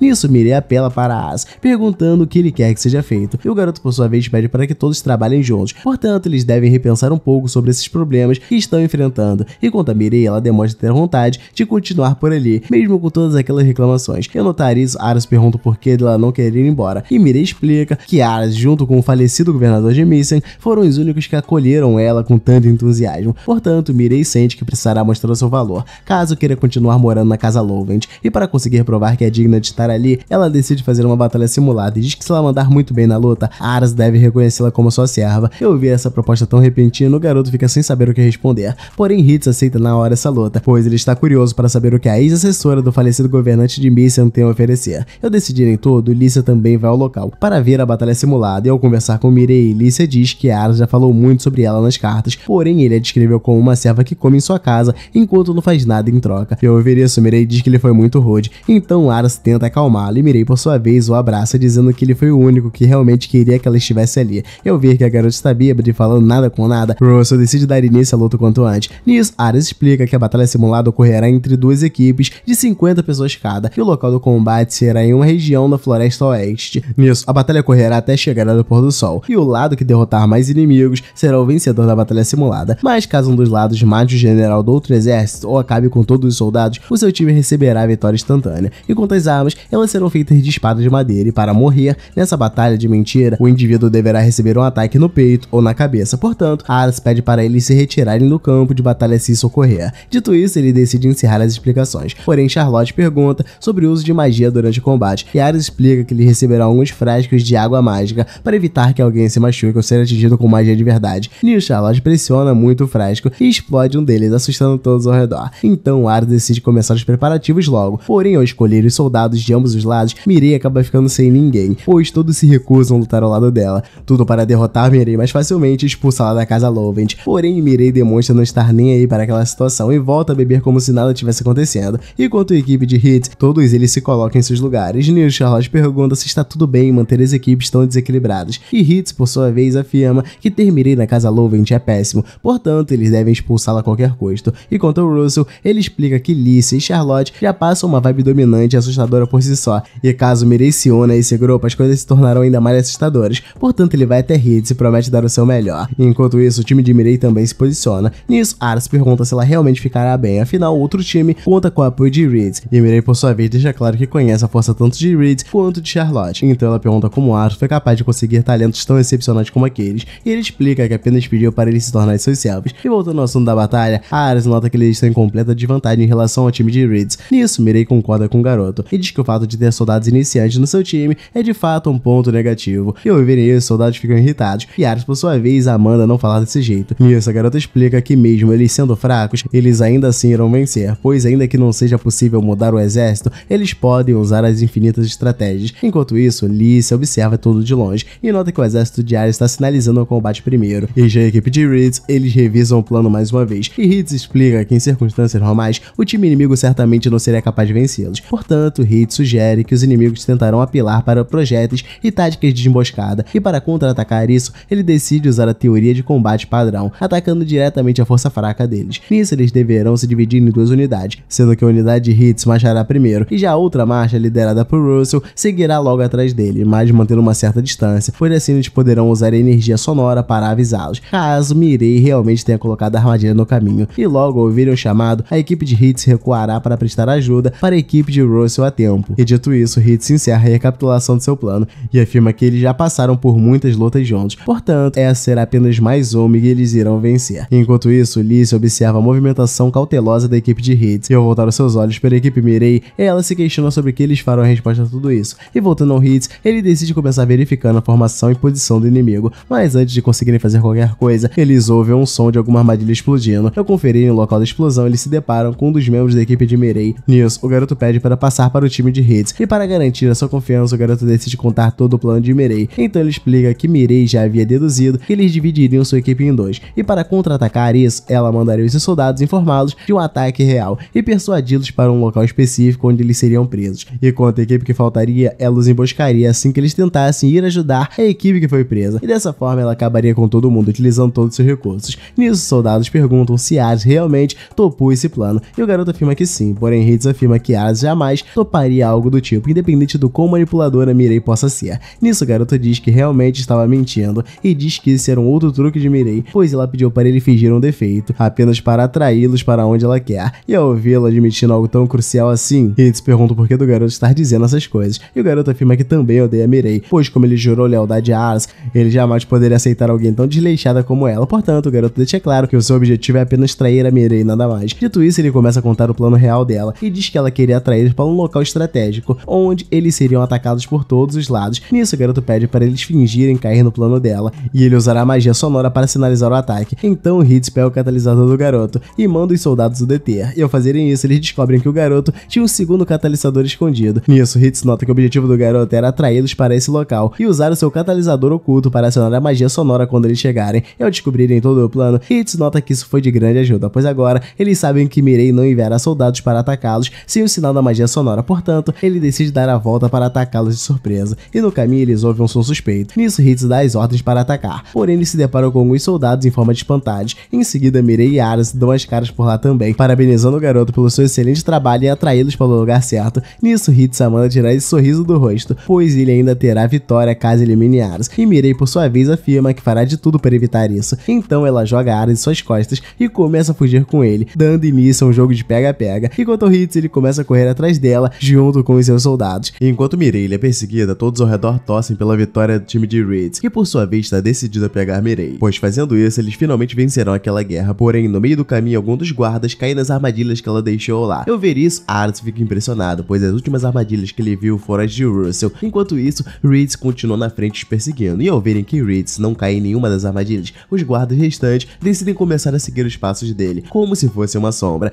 Nisso, Mirei lança os frascos de feitiço na direção deles, deixando-os atordoados. Porém, Hitz logo os localiza novamente e volta para sua perseguição. Nisso, Ares nota que Hitz não apenas continuou em frente, mas agora ele está ainda mais irritado do que antes. Enquanto a Mirei, ela fica surpresa com o vigor dele. E ao ver Mirei segurando Ares com tanta intimidade, Lícia fica irritada e pede para Hitz dar uma surra na garota assim que a pegar. Nisso, Jean a repreende, cobrando um comportamento mais apropriado para uma dama. E Kratos, por sua vez, comenta com todos sobre o repentino sumiço dos soldados de Ni. Enquanto isso, Charlotte diz ao garoto que eles estão se separando mais do que deveriam, portanto ela sugere que eles se apressem para alcançar o restante do pessoal quanto antes. Porém, Russell acredita que eles devem continuar mantendo uma certa distância por hora, e durante o caminho, os soldados inimigos os avistam e tocam o sinal. Nisso, o garoto nota que só está metade dos soldados ali, portanto ele deduz que o restante esteja lidando com Hitz, o que torna o pedido de reforço por parte deles algo inacessível. E levando isso em consideração, Russell acredita que eles podem vencê-los, já que estão com a mesma quantidade de soldados. E então, dos soldados inimigos afirma que o seu time realmente não seria capaz de derrotá-los em um confronto direto. No entanto, eles surpreendem ao revelar que todo o exército está ali, e com isso revelado, eles descobrem que Mirei está na verdade lidando sozinha com Hitz. Nisso, Mirei explica que já sabia que Hitz fosse se separar do Russell, portanto, o plano dela era separá-los e em seguida mandar os seus soldados para cima de Russell. E ao ver que não tem chance de vitória, Charlotte pega o garoto e começa a fugir do local, indo em direção ao Hitz novamente, mas no caminho ela nota que precisará ganhar tempo com os soldados. Então Charlotte atordou os inimigos, atirando os frascos de magia. E ao ouvir o som dos frascos de magia estourando, Mirei afirma que já sabe a localização exata dela. E quanto ao Ares, ele sugere que ela apenas se mantenha focada em correr, afinal, Hitz ainda está na cola deles. E já Hitz, ele estranha o fato do grupo de Russell estar muito próximo, portanto, ele começa a suspeitar que algo está errado. Enquanto o Russell, ele olha para trás e vê Charlotte apagada após lançar o seu próprio feitiço. Nisso, ele começa a correr sozinho, então os soldados o perseguem, mas sem o pegar, pois o plano de Mirei não é acabar com o general por agora, mas sim fazer ele correr para a direção certa. Enquanto isso, Lee se entende na hora o plano de Mirei e afirma que a batalha já está está ganha para o lado dela. Portanto, ela chama Jean para eles irem verem o final da batalha por conta própria. Enquanto isso, Ritz nota que o plano de Mireille é alcançar o Russell, porém ele deixa claro que fará de tudo para impedir isso. E ao notar que seu inimigo percebeu a sua estratégia, Mireille decide aumentar a sua velocidade, dando o último impulso em direção ao garoto. Nisso, Ars se impressiona em ver que ela ainda consegue aumentar a sua velocidade, enquanto o Ritz, ele continua perseguindo de igual para igual, e demonstra que consegue correr tanto quanto ela. Nisso, Ritz se lembra que sempre permaneceu do lado de Ars desde o dia em que o conheceu, pois o seu único objetivo era se manter fiel a ele. E ao seguir esse objetivo, Ritz jurou erguer a sua espada em nome do garoto e lutar pelos sonhos dele para sempre. Portanto, ele se sente na obrigação de continuar mantendo seu posto de guardião mais confiável. E para conseguir isso, ele precisará vencer Mireille custe que custar. Dito isso, Ritz começa a correr ainda mais rápido, mas Mireille faz o mesmo. E então eles se encontram com o Russell, que começa a correr na direção de Mireille. E além disso, o garoto está encurralado com o restante dos soldados o perseguindo. Portanto, Ritz o manda apenas continuar correndo, pois ele está prestes a vencer Mireille. Porém, Ars o acerta com os frascos de magia, o atordoando novamente. Então Mireille segue indo para cima de Russell, mas antes de conseguir atingi-lo, Ritz retorna e tenta atacar Ars. Mas no final, Mireille alcança Russell primeiro, assim eliminando ele. E com isso, o jogo finalmente chega ao fim. Então Ars nota que mesmo eles estando em desvantagem, ela conseguiu vencer o jogo com uma certa folga. Portanto, o garoto entende o motivo dela ter conseguido o posto importante de conselheira do ex-governador, afinal Mireille é incrível. Enquanto isso, Russell se desculpa com seu time por ter feito eles perderem, porém Ritz diz que ele também tem culpa, já que não conseguiu impedi-la de agir. E após isso, Ars faz um anúncio oficial para todos e diz que a equipe de Mireille é a vencedora. Porém, os soldados da equipe de Ars continuam reclamando, pois acreditavam que poderiam ter vencido caso ela não tivesse jogado sujo. Nisso, Ritz corrige os soldados e afirma que uma batalha real, o sujo ou o limpo, são coisas irrelevantes. E além disso, eles tinham uma força muito maior que a do inimigo, portanto, eles não estão no direito de reclamarem. Eu ouvir isso, Russell concorda na hora com as palavras de Ritz, porém os soldados continuam pensativos e comentam sobre o assunto entre eles. Nisso, Ritz nota que mesmo Mireille sendo uma pessoa difícil de lidar, é inegável que ela conduziu seu time à vitória de uma maneira brilhante, coisa que não pode ser feito por qualquer pessoa. Então ele se desculpa com todo o exército por não ter conseguido conduzi-los à vitória, porém Ritz afirma que aprenderá mais com os ensinamentos de Mireille. Em seguida, ele vai até ela reconhecer a sua grandeza e diz que aceita aquela derrota. Nisso, Russell vai até ela e faz o mesmo e pede para que ela continue ensinando. E logo na sequência, os outros também a saudam, e então ela sente que Mireille falará algo nada diplomático e que estragará toda aquela boa vontade dos seus servos. Porém, ela quebra as mais expectativas de Ars e afirma que todos ali também foram incríveis, mas ela faz um elogio especial ao Ritz, dizendo que sempre soube do quão incrível ele era, porém, ela não esperava que ele fosse chegar tão perto de pegá-la. E quanto a Charlotte, Mireille afirma que se a garota tivesse dado tudo de si, a equipe não teria a menor chance de vitória. Em seguida, ela aponta para Russell, como se fosse fazer algum elogio para o garoto. Porém, ele logo a corta, dizendo que ele apenas correu, portanto não merece nenhuma palavra de honra. Mas Mireille o lembra que foi ele quem deu a ideia de manter a distância do regimento de Ritz durante a corrida, e isso foi uma jogada inteligente por parte dele, afinal, isso a deixou muito nervosa na reta final da batalha. E por fim, ela elogia Ars, dizendo que ele é o mais incrível por ter servos tão competentes, afinal, ele foi capaz de reunir servos incríveis mesmo sendo senhor de domínio tão pequeno. Nisso ela pergunta o que exatamente ele está planejando com aquilo, e Ars explica que de início seu plano era criar um domínio forte que fosse capaz de sobreviver a uma guerra, mas agora o seu objetivo é apenas criar um domínio onde as crianças possam viver felizes. E ao ouvir isso, Mireille diz que se ele quiser viver em um mundo sem guerras, ele deverá se tornar um rei, e para ela, Ars é capaz de conseguir isso caso se esforce o suficiente. Porém, o garoto fica sem reação ao se imaginar como imperador. Então ele se lembra de quando seu pai lhe disse que ele se tornaria um grande homem, e talvez até mesmo um imperador. E após aliviar aquele clima tenso, Mireille pede para alguém lhe trazer cervejas, para compensar o seu cansaço daquela luta. Nisso, eles organizam uma festa, e Mireille começa a beber por 10, deixando todos os bêbados profissionais da Casa Loven espantados. Então, um dos homens pede para ela dar algumas dicas para eles ficarem fortes também. Porém, Mireille diz que não há muito o que ensinar, afinal o treinamento que Ritz passa para eles já é muito bom, e além disso, ela deixa claro que eles já são muito mais fortes do que soldados comuns. Enquanto isso, Russell finalmente entende por que Mireille o fez correr tanto. Afinal, se ele tivesse mais resistência e pudesse correr mais rápido, eles teriam uma chance maior de vencer a batalha simulada. Nisso, Russell diz que em sua cabeça ele acreditava que para ser um estrategista, bastava ele ter bons planos. No entanto, com essa batalha simulada, ele percebeu que o campo de batalha iria exigir muito mais dele. Nisso, Mireille complementa as falas do garoto e diz que o estrategista também precisa se manter vivo, assim como os outros, pois se ele morrer, as outras pessoas morrerão junto. Afinal, o exército irá perder o cabeça de toda a operação. Nisso, ela decide que irá dificultar o treino de corrida dele e colocar a Charlotte para atirar feitiços enquanto o garoto corre. Enquanto isso, Alicia se desculpa com Ars repentinamente, o deixando confuso. Então ela explica que acabou subestimando Mireille demais, pois no fim, ela se demonstrou ser um talento impressionante. E além disso, Alicia diz que acabou sucumbindo aos ciúmes e acabou agindo de forma vergonhosa na frente de Ars. No entanto, ela afirma que ele não precisa se preocupar mais com nada, afinal, Mireille já conseguiu conseguiu conquistar o seu lugar na Casa Louvant, e no meio da conversa eles são interrompidos por Reed, que vai até Ars para se desculpar com ele, pois ainda que aquela tenha sido uma batalha simulada, ele a perdeu, fazendo com que as expectativas de seu mestre não fossem atendidas. Nisso, Ars diz que ele não está nem um pouco incomodado com aquilo, pois Reed saiu muito bem, porém ele continua se lamentando e diz que no dia da morte de Raven, ele prometeu que iria dar apoio ao Ars, portanto ele se sente mal por não ter conseguido fazer isso, mas ao ouvir isso, Ars diz que essa derrota não fez perder a fé nele, e quanto ao Reed, ele promete que irá se dedicar ainda mais ao treino. Então Ars muda de assunto e pergunta o que ele acha que Mirei havia dito sobre ele se tornar o imperador, e Reed afirma que tem o mesmo pensamento que Mirei. Nisso, Ars pergunta o que Reed faria caso ele decidisse trilhar o caminho para se tornar o imperador, e Reed diz que o ajudaria nesse objetivo. E no dia seguinte, Lícia volta para sua casa, e os treinos de soldados continuam como de costume, quando de repente, Ars recebe uma carta de Couran, pedindo para eles participarem do seu conselho de guerra. E galera, esse é o fim dessa temporada, mas aparentemente ainda esse ano vamos ter a segunda. E caso você queira que eu traga aqui pra vocês, deixa o like, se inscreve, e eu vejo vocês na próxima temporada desse anime insano. E vai ter mais um anime hoje, então fica ligado no canal. Fui!